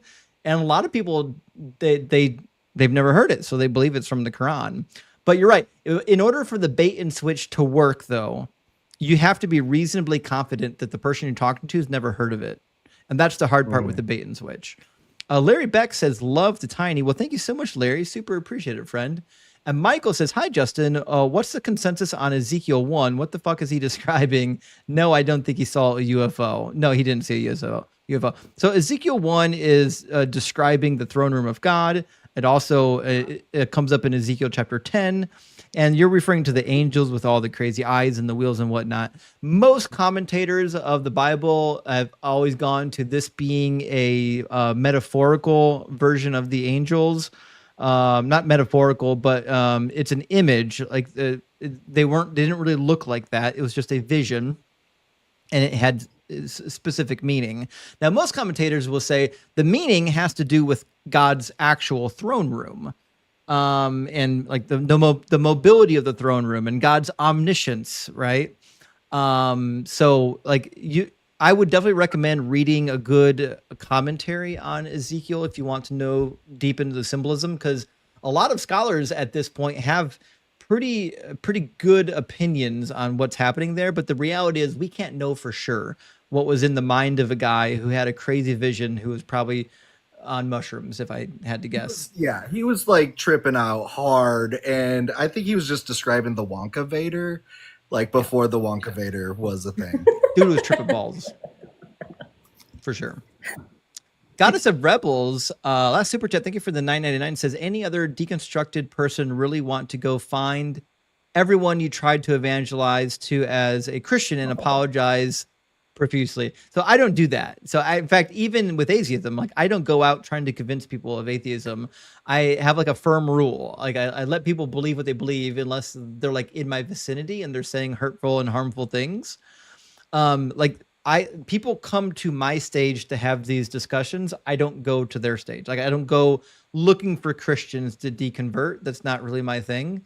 In fact, they're not even receptive to it. The people that are receptive to it are the people who are coming to you typically. So yeah, I do understand what you're saying though. Like when I was a Christian, I was in ministry for a long time and I drug a lot of people into the faith. And now it's weird because I'm on the other side of it. I'm like, oh, it turns out I was wrong, right? And like, how do you address that with them? I don't know. But it certainly is a problem. But listen, guys, it is 2 minutes till 5. I've got to run. Make sure you're following Benny and Leaving Faith, two awesome creators in our community. And Sarah and I are doing a Bible study on her YouTube channel. We just dropped an episode Monday. We should be doing another one hopefully this week or next week. We'll get it figured out. Let's do it this week. But right now we're working through Genesis. It's a lot of fun. I think you'll enjoy it. And also, are you guys going to be live later today, you two? I will be live on YouTube tonight, probably around 9 p.m. Around 9 p.m. Okay, perfect. What about you, Ben? Dugald's live right now on TikTok. I might cast him on the Decon Junction if I can get it started up. Let me see. Okay, it's going to take me a few minutes. We're going to go raid Dugald's live stream, friends. Let me put him on the screen. Looks like he recently started the live. All right, I'm going to put him on the screen so you guys know where to find him. He'll also be on the Deconstruction Junction, it sounds like, but it's the Atheist Bulldog is his handle on YouTube. That's his icon. He's live right now. So let's go all raid Dugald's live stream. Let's go say hi from Sarah, Benny, and Justin and Doug. And I'll pop over here in just a minute. Thank you so much, guys, for being here. Thank you for all the mods. Thank you for everyone who supported and subscribed and all the members and everyone who shared the stream and everyone chatting up in the comments.